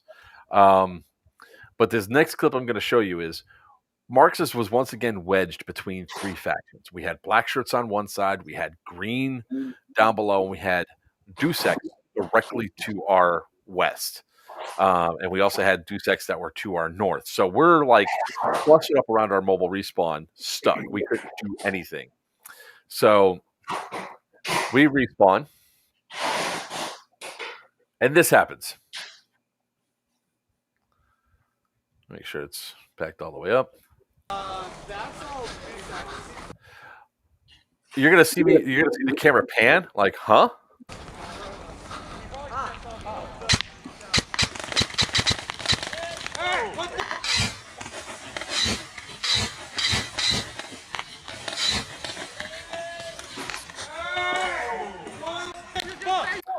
I'm gonna point out this guy right here is still shooting his gun after he gets shot in the face. Just saying. Okay. You just said you were fucking leaving. What the? We're leaving now. They just shot me again in the head. Uh-huh. Going this way. You're not on my. First off, there's no. Let's go! Let's go! You got shot. Cry about it. Let's fucking go! Yeah, they shot me in this TV game. Let's go! Let's go! There's no mutual aggression. I don't care. Fuck you. Fucking go! Call me a cocksucker. I don't take that well. Don't use that term with me. It's definitely a trigger, and that's an immediate F you right back. If you're wondering why I said the F you right back, it's like you're still laying on the ground after you shot. And what pissed me off about that, getting shot like that after he's already dead, I didn't give a damn. My mobile respawn's walking right up here. I'm just going to go with my mobile respawn. I got shot in the exact same spot twice. Okay. I show it on my stomach again, but yeah, I'm still feeling the sting of, ow, that hurt for somebody that was already dead. So just saying, I love this part. Hey, another fucking time. Did I get that on camera? I sure did. Just checking to make sure I have it. So that was like, really, there was only like 2 or 3 instances like the entire day of that stuff happening. And since we were the aggressive team that was going across everywhere, there was a few instances that the video's upside down. It would look bad. But what's that? Something What? just tried. Yeah. Oh, hang on.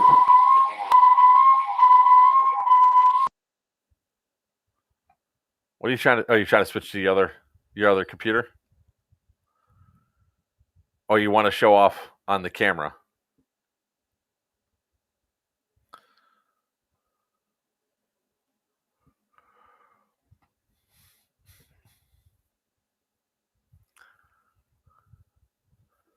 Yeah, I will say, preacher overpaid for intel. Preacher bribes. I think that one's like right side up. Let me see. It is funny as hell. Um,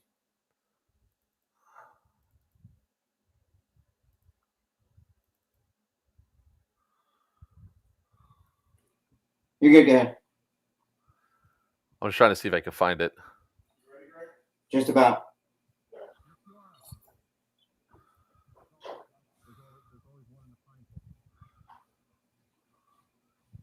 Nope, it's upside down. But preacher definitely overpaid for intel. That wasn't me. I was going to offer him a freaking patch, one of the rare Screech Dragon patches. That's what I was going to offer him. You offer him 5 grenades and a flash. That was a hell of a lot of intel. I'm still searching because I thought it was around the area somewhere. What's up, Sheik? Oh. So, what are you trying to do, Papa? Hang on, I'm working on it.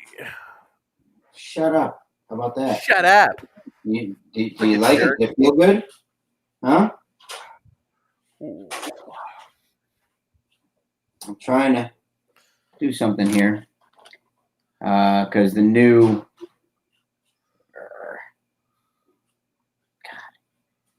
the new streaming service. Okay, so they are right. The Patton's brothers are right. The tribals then use those spoils of war to take out the other teams. So we essentially armed the rebels.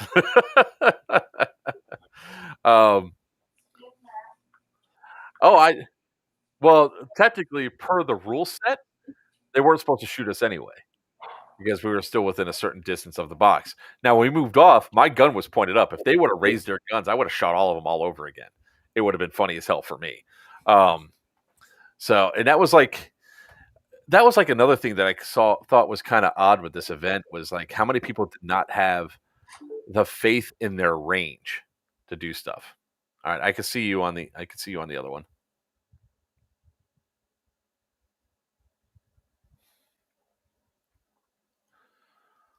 You want me to This around.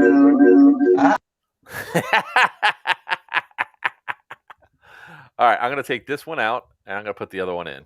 There we go. All right. Oh, God. That is not a firing. I got it. Oh, no, that's right. I can't. Okay. All right. Let's see. How do I? Let's see. Camera. I have no idea. Like I said, it's the first time using it. I'm liking this service better than the other service. And video input. Because no, it has not happened. Okay. All right. Can you hear me all right? See everything? Yep. Okay. So I need to. This is me giving some thanks first to say it again to John and Astrid. Absolutely. This is what they've been working on. You guys have not. Some of you got to see what it was before. This is what they've been working on all day. This is not the finished product. This is a semblance of the finished product, but this is what we're looking at right now. So, Joker, you'll have a greater appreciation for this. Yes, more than most people. Nice. Looks actually looks like a store, huh? It looks actually like a store. Wait, where's is that the wall? I think it is. Go to your left. Which that there? Yeah, that's the players wanted wall. So there is. This is so we got all this here. And it's looking great, man. Yeah, tell me about it. This is in the past hour and a half or 2 hours, whatever it's been that we've been on the stream, excuse me, and doing all this. This is what they've been doing. taking care of the entire store. You notice there's nothing on the floors, which is the first time since I've laid this floor that there has not been litter all over the floor. So this is basically what this is going to look like, only with more and real product on all of the walls. These guys did truly a phenomenal job. I don't really have all the words to thank them. There's still more to do, obviously, but I could not have done this. Go back to the left. Left. More. Oh no, he moved. You're trying to find John? No, keep going left. Oh. No. Step to the left. There's John. Now walk towards John. Walk towards John. Okay. And there's Astrid back there. To the right now. Aim up. Aim up. Aim up. Oh, to there. The right. Yeah. Oh. It's just yes. Now that I know where it's at, I'm gonna go steal it. So, but thank you, Astrid. Thank you, John. Guys, honestly, no way. I maybe in a couple of weeks could I have done this, but this would certainly not in the next day or two. No way. Absolutely not. No way I could have done it. I'm not being humble at all. This is sincerity. These guys did a phenomenal job, and obviously more to do because all kidding aside, the players wanted ball is basically what that is. These are all the incoming guns that need to be finished, and they're almost in order actually. And those will all be gone, and those will be replaced with brand new guns for sale. Obviously, this all this, everything we've got going on here, things are going to be updated and edited and, modified, different guns, all that kind of stuff. But I mean, they killed it. Yes, Samuel, this is actually open to the public. It's in Cape Coral. It's Dead End Outfitters retail shop that they've been opening up. So it's been a work in progress for a while. So if you guys are looking to get your guns upgraded, you guys want those sexy D-hop barrels that you saw pegging from miles away, this is where you need to go. Come check them out. I love how they got them both in the reflection of the mirror. Oh, I didn't even notice that. Guys are trying to hide, and we got you anyway. So, guys, if you're looking for some of the one of the best techs to work on your stuff, I'm going to tell you right now that Dead End Outfitters is probably one of the best and most. Will you stop it? So give me one second. I'm going to jump in on the other one. I'll leave this one here, but I'll jump in. That shop he's one of the best techs that I would ever trust my guns to. So if you guys have been screwed over or messed up or whatever on your guns and all that, contact him and he'll get your guns up and running, working phenomenally.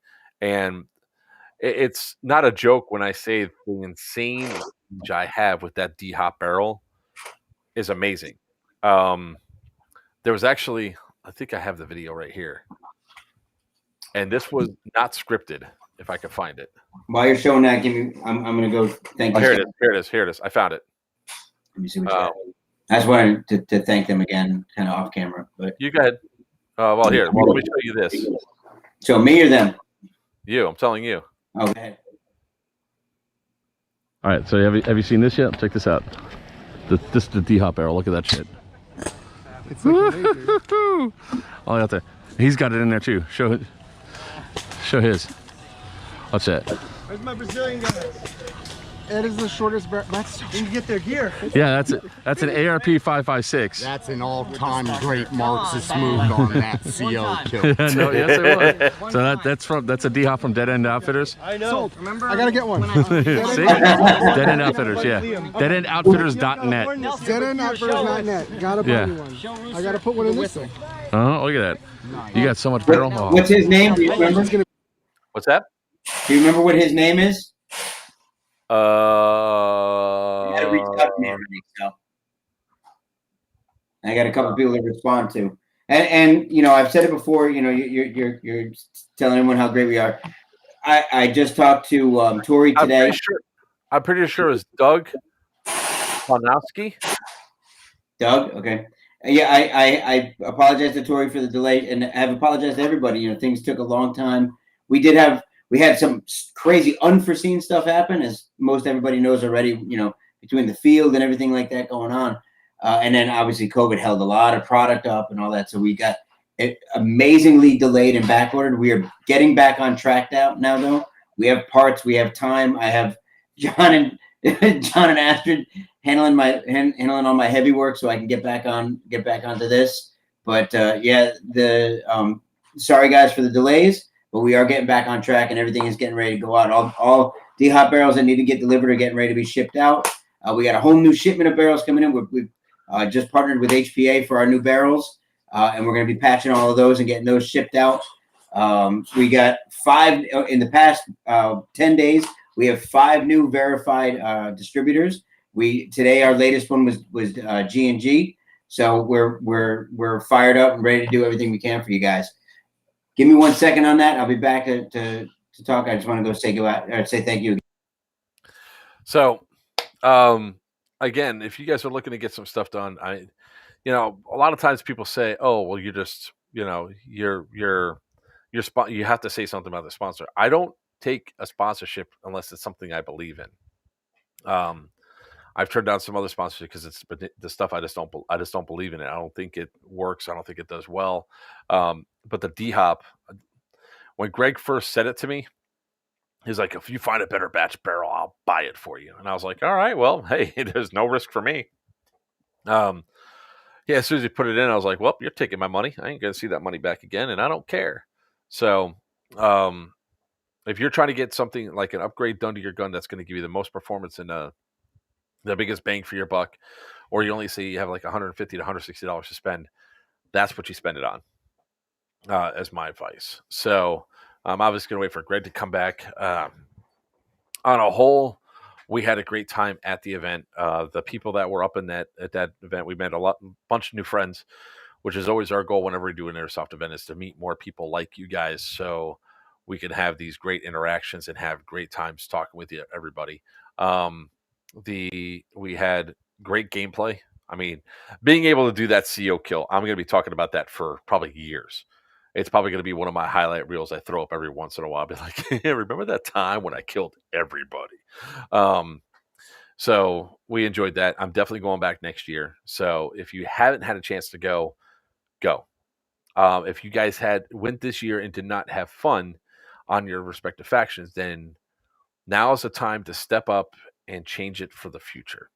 I will say it from that perspective. There's been many events that I went to that leadership wasn't there. No, lack of communication, everything else. And then from that point, I strive to make sure things were better moving forward. And it was. It got better. It got stronger. And that's where we as the players sometimes have to step up and take on those leadership roles, or step up and say, "Hey," without being. There's a couple ways that you can give negative criticism, negative feedback, but it's criticism that these event holders have to do. Like, "Hey, I did not get a chance to play or have fun because I felt like I was spawn camp nonstop and I could not find my pool noodles." Okay, you had a radio. Radio was working. Okay. Radio is working, but you're not getting through to anybody. All right. So then maybe next time there's other channels. Now, we do know that there was some issues with radios and stuff going on there. I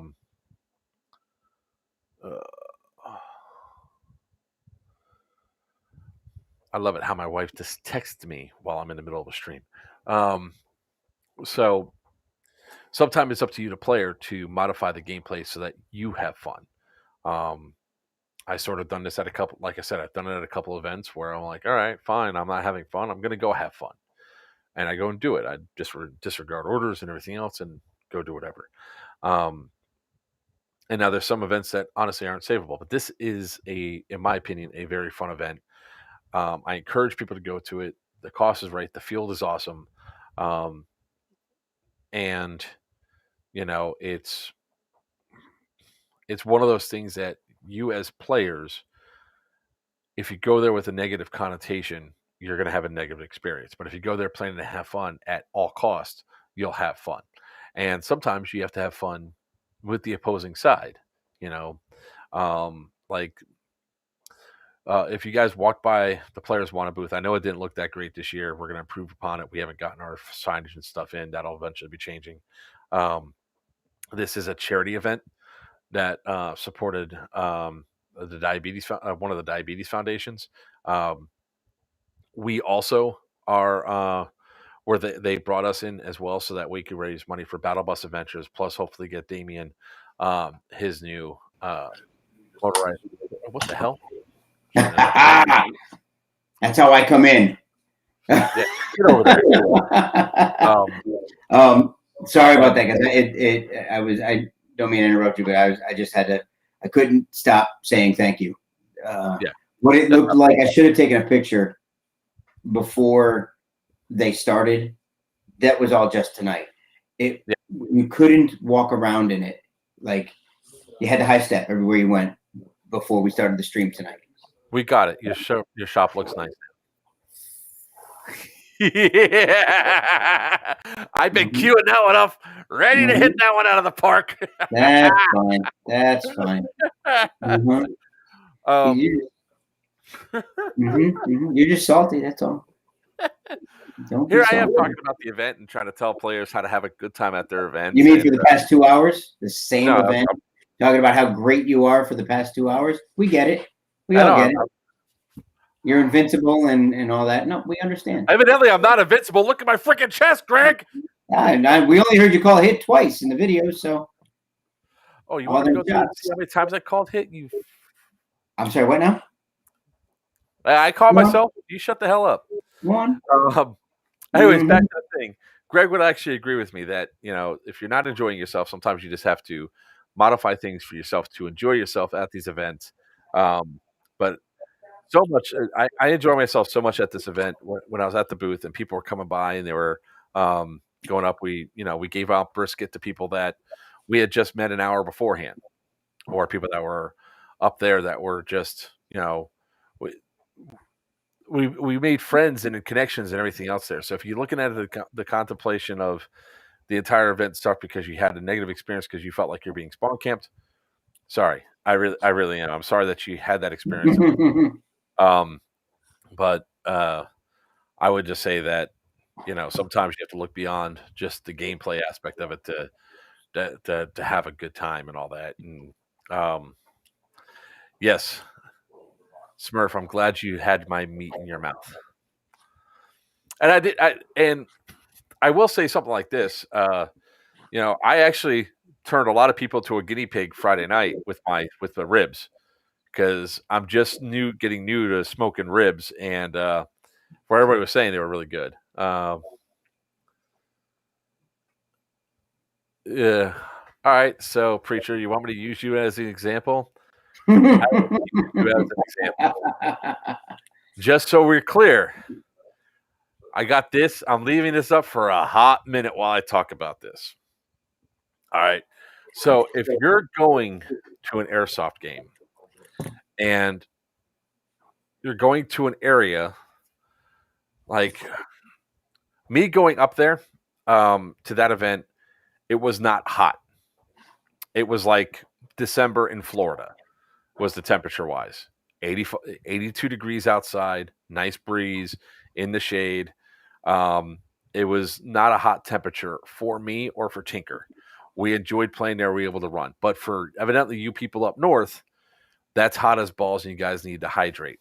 You should be pre-hydrating days in advance. Chugging the water, getting your levels up, so that way, if you're out on the field and you're sweating profusely and all that, you don't drop out from heat exhaustion or heat stroke or dehydrating out on the field, becoming a heat casualty. If you just had fucking shoulder surgery, you shouldn't wear a 50-pound fucking pack and run through the field. All right. No. Look, read what's right. I get it, but twice now, I know. In a few sentences.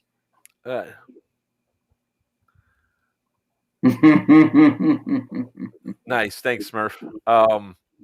So if you just came off of an injury like me, I had a back injury a couple weeks beforehand. I was seeing a chiropractor and everything else. I made sure my kit was light, that I was carrying a light gun, that I was also keeping myself easy, and I was pacing myself throughout the day. Even though there was a few stances where I was hauling ass, I made sure that my body would be able to last me the entire day and then some. This is airsoft. This is a game. We're all players. You should never feel the need to have to prove yourself to people at an airsoft game. You should feel like you just go out there to have fun. So if you recently come off an injury, or you're like me, you're out of shape, you're fat, and everything else, don't wear the plate carrier. Run a battle belt with an H artist. You'll thank me later. You'll be so much later. For a lot of these events, you don't need to carry 30 mags on you. You know, usually 8 mags, an Odin, and an extra bottle of BBs is more than enough, plus a full hydro pack and a few grenades. If you guys are used to running those heavy-ass Crytex or other full metal guns for the summertime, you might want to, I have a suggestion for you. If you could afford it, get a polymer gun. It'll lighten your load quite a bit. Not a plastic gun, a polymer gun. There is a difference. You want to make sure that lightening your load can really help you in these months where it's the most dangerous because of heat exhaustion. Would you agree with me on that, Papa? Absolutely. Oh, you just bring it into the show? No, found that problem. Oh. Sorry, I apologize.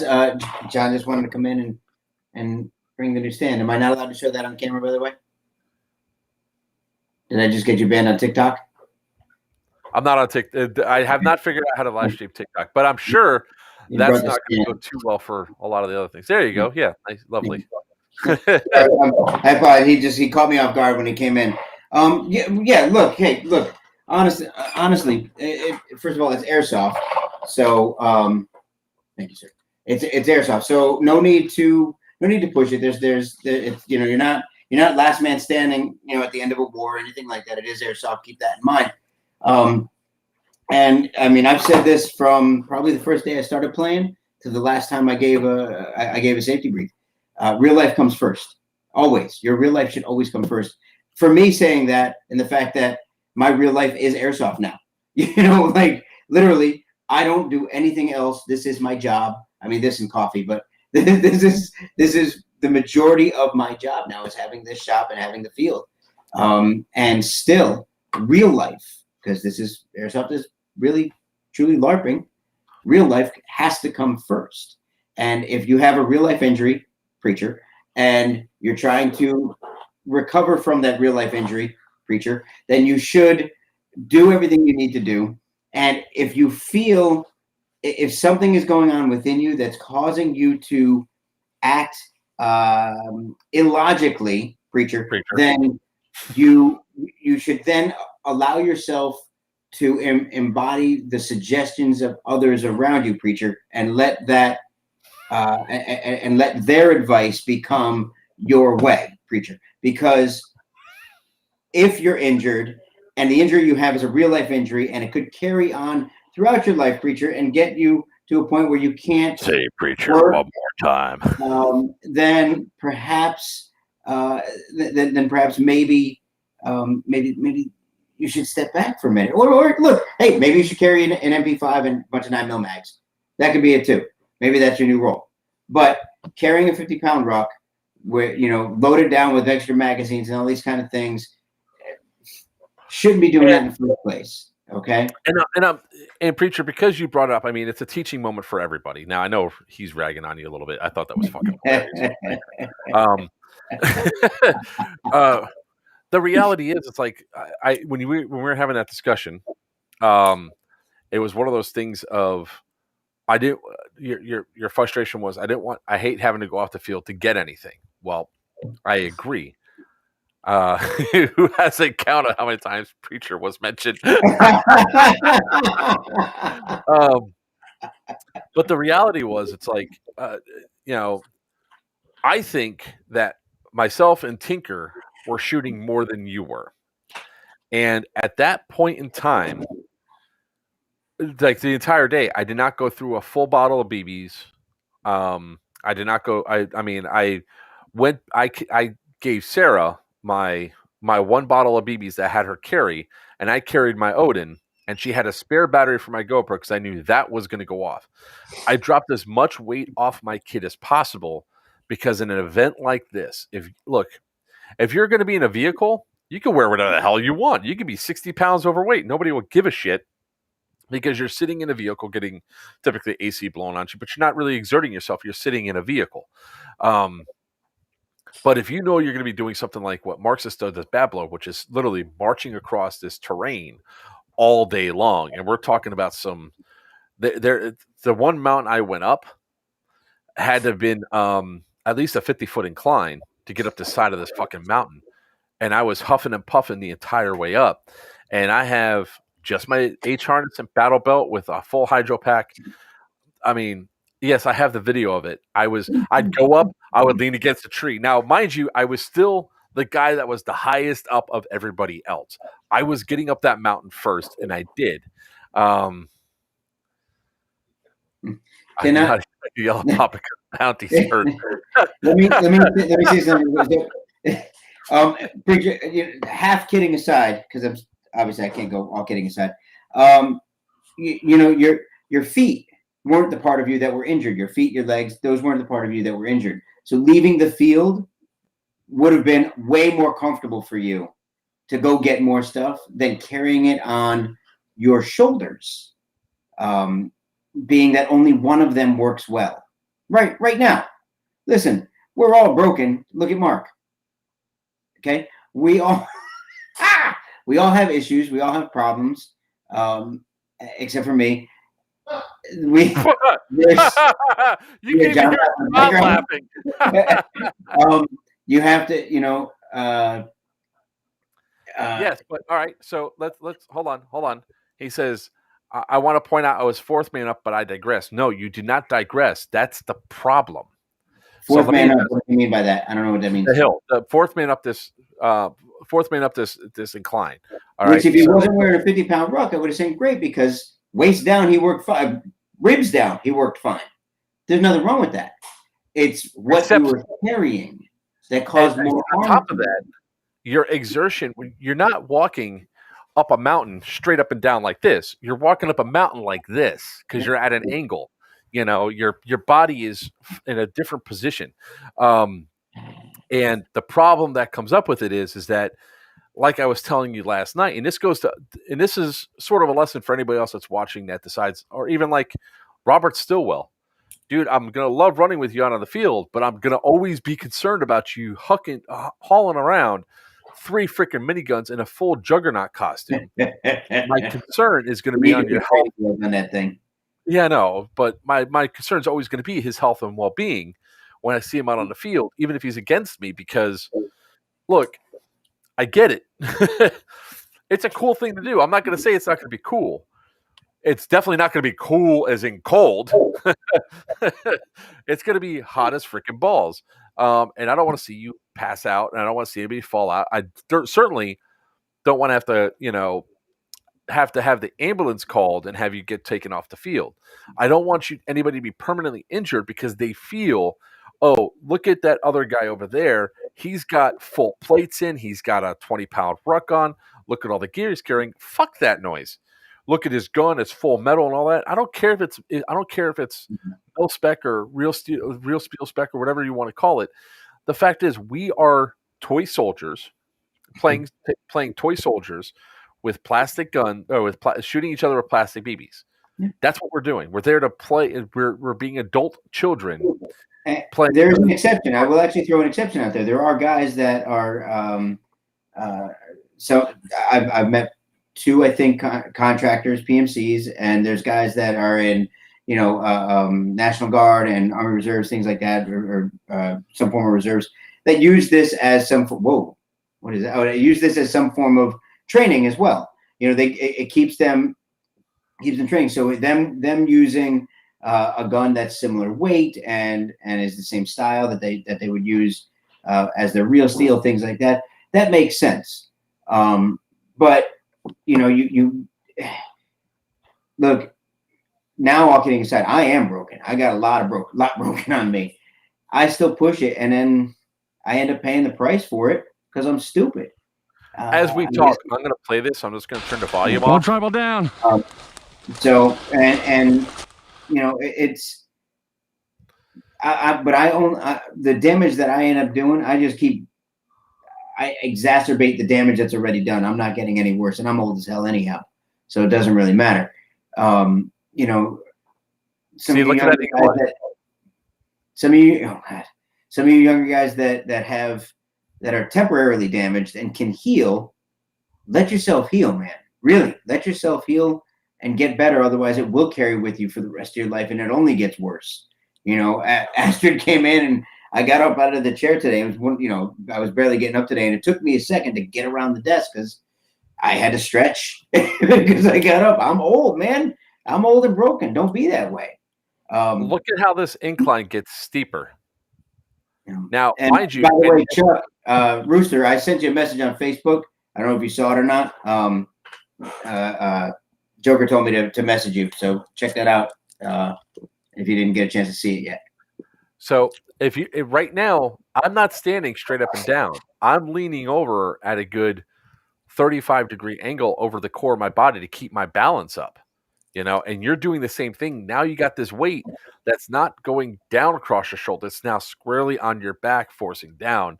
You're using more energy to keep up. Now, luckily, this was the start of the game, and we're going up this fucking mountain for no reason. Really, for no reason.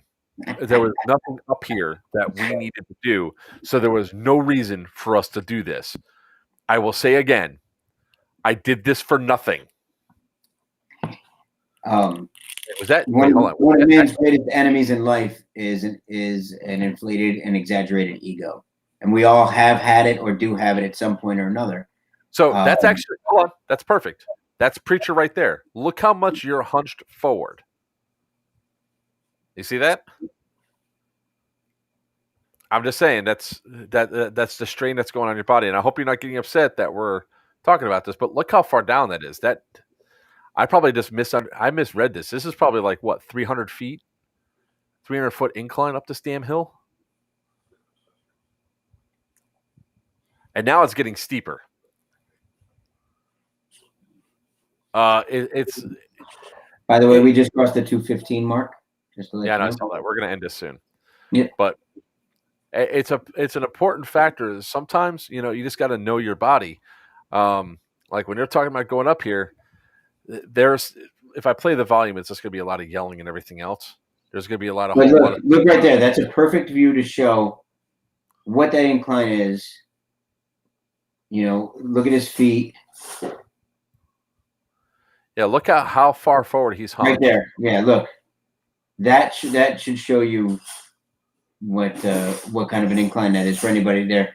And preacher, I'm glad you're not taking it in a negative fashion. It's not, many a truth is said in jest. So we can joke and play and make it lighthearted, and knowing that there is some truth in there for you to take care of yourself. Nobody's, if there was malice involved, we probably wouldn't even be saying it because it's not funny at that point. Except when I say this dude went the smart way. He went the smart way. He went the angle, but I was told we had to get straight up the hill. So there I go.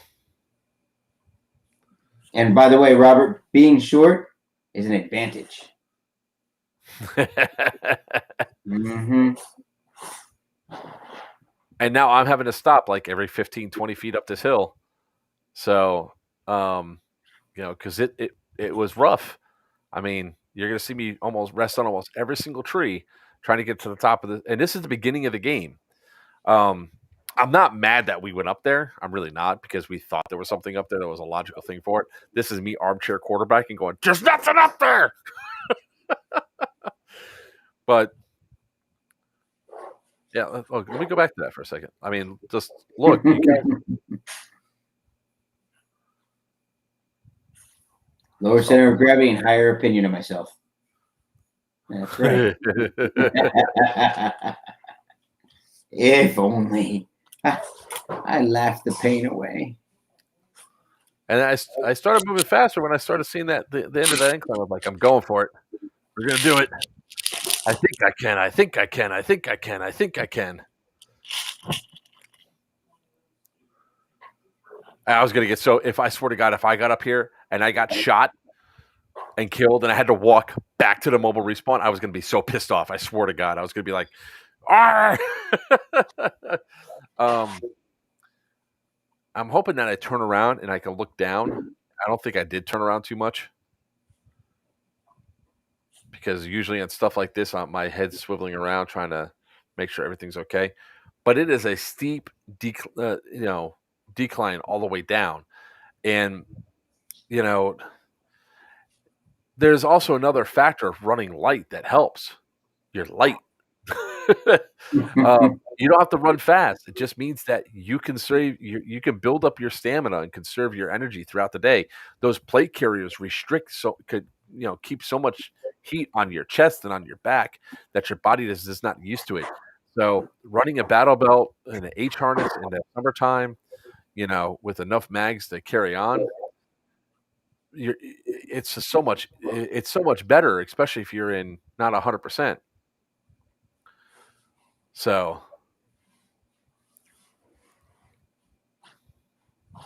and everybody's huffing and puffing here. So it's like you're not the only one that's out of shape. I mean, we all out of shape. We are not Army Rangers, except for that one dude that was. Like,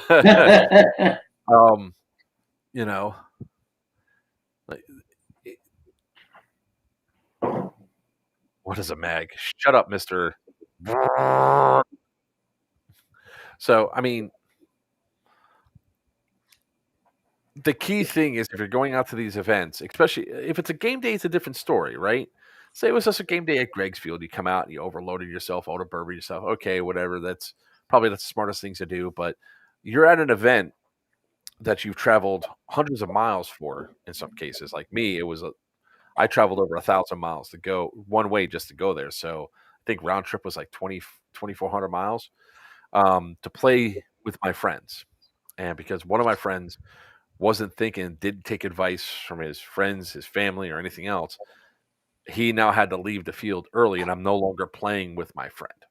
I don't like that. I'd much rather have my friend, be a lot less lighter, not have as many grenades, and be out there playing with me. So because we all share in those victories, right? There was one point when you guys were over there and you shot that one dude that I couldn't reach. You took him out, and I was like, "Fuck yeah, that's awesome!" It's stuff like that we get to do. Like, yeah, I'm the kind of jackass that'll go running and storming headfirst into battle. I don't expect everybody on my team to do that. That's what I have Tinker for. Tinker will be right behind me, but I don't expect anybody else to do the same thing. We all have roles and stuff that we play, but I don't want to have a friend of mine get injured and be out the rest of the time that now I'm thinking about them, wondering if they're okay while I'm out there playing on the field, because I'm not that much of a narcissistic bastard. So, you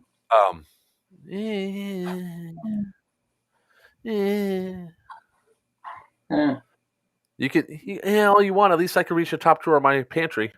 I don't need to. I just don't put anything up there. At least I don't bang my chin on the countertop. That was terrible. That one was. I'm not even going to give you anything for that one. So guys, pretty much that was Bad Blood. So before we end this, because we are going to end it quicker, we're going to end this. We were supposed to end it about 20 minutes ago. But we'll talk a little bit about Mayhem Mill 2. So both me and Papa will be there. We're on the green team, the rebel side. Papa might have a few of his lovely, delicious, sensuous D-hop barrels. What should I be bringing them with? No, you should keep them back at the shop where you're not going to be at for the weekend. Of course, you're supposed to bring them with you. What do I know? What's the matter with you? What do I know? Isn't that your job? No, but Papa's going to be out there. He's going to have he probably bring some D-hop barrels with him. Come check out his Spectre gun, because I'm pretty sure he's going to have the Spectre with him when he comes up. He better. Perhaps even one of the new Indestructibles will be out there as well. Wow, you're really pushing it, huh? You have it on the wall. You know what? Don't let this little bastard fool you. He's got all this crap sitting on his wall that he can easily do. It's all there. You want me to go ahead and gloat about taking it out and send it a balloon again? Dude, Rooster, these guys are going to get sick and tired of hearing about it. Remember that one time? Oh, dude, next year, man, I could. All right, going back to that incident a little bit, right? When Tim was saying that, he goes, "Oh my god, I can't believe they walked up." Not 10 minutes later, we're standing there in our respawn. Dom's sitting right there, and these two guys come walking up, and I point my gun at him. I was like, "Where's your dead rag?" He goes, "I don't have one." I was like, "Put your hand up, say you're dead." He goes, "Oh, I'm dead." The other guy goes, "You can shoot me if you want." Bink! Before he even finished the sentence, I shot him right in the chest. He goes, "Damn, bro." I was like, "I'm not taking chances. I just did this." No, it's Samantha. We got to get him on one day so we can make fun of him. That's the great thing about it, because he was even oblivious. So he can say whatever he wants to about the rest of the green team. The fact that I walked up and put my gun in his chest, never should have. And he's got his gun up, just shooting off to the side. Oh yeah, that was the worst part. He was just out. He was shooting into the air, just tap, tap, tap. I'm having fun.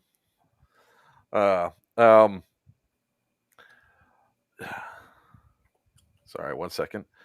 I have something exciting to tell you later on. I can't share it with the rest of the stream yet. But yes, so I will not be bragging anymore tonight. I'll definitely brag next weekend. And next Tuesday, maybe we could bring Stin on next Tuesday, perhaps even Moondog and possibly even Tim, because I'd love to go on and talk a little bit more about this and how things can improve and some other awesome things. But Mayhem Mill 2, come out and join us. Papa and I will both be on Rebels on Green. I believe only 10 tickets are available right now. I think I just had it up, but I'll go ahead and check right now. I'm actually going to throw the link inside the chat here in a second, so just give me 1 second. Got it. It's in Carlisle, South Carolina. It really is a really fun event. Let's see, chat overlay. You know, I guess it's interesting. This chat overlay only works if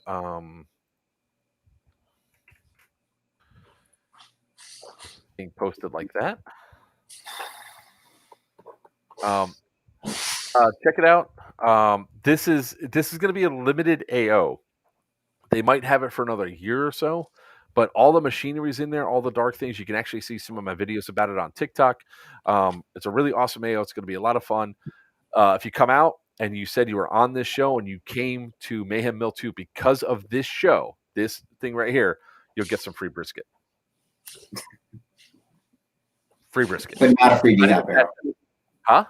But not a free D-Hop barrel. No, not a free D-Hop barrel. Those are old, man. But if you guys come out, come hang out. We'd love to sling BBs with you. We love to have fun, even if you're on the opposing team. That one is a 3-day event. Friday night game, Saturday, Sunday game, raffle. Everybody's done by 2 and on their way home. So come check it out. Come hang out with us. And hopefully we'll see you there. Until next time, I am Joker from Players Wanted. With me is Papa from Dead End Outfitters and DEO Skunkworks. Until next time, we'll see you in the field. Good night.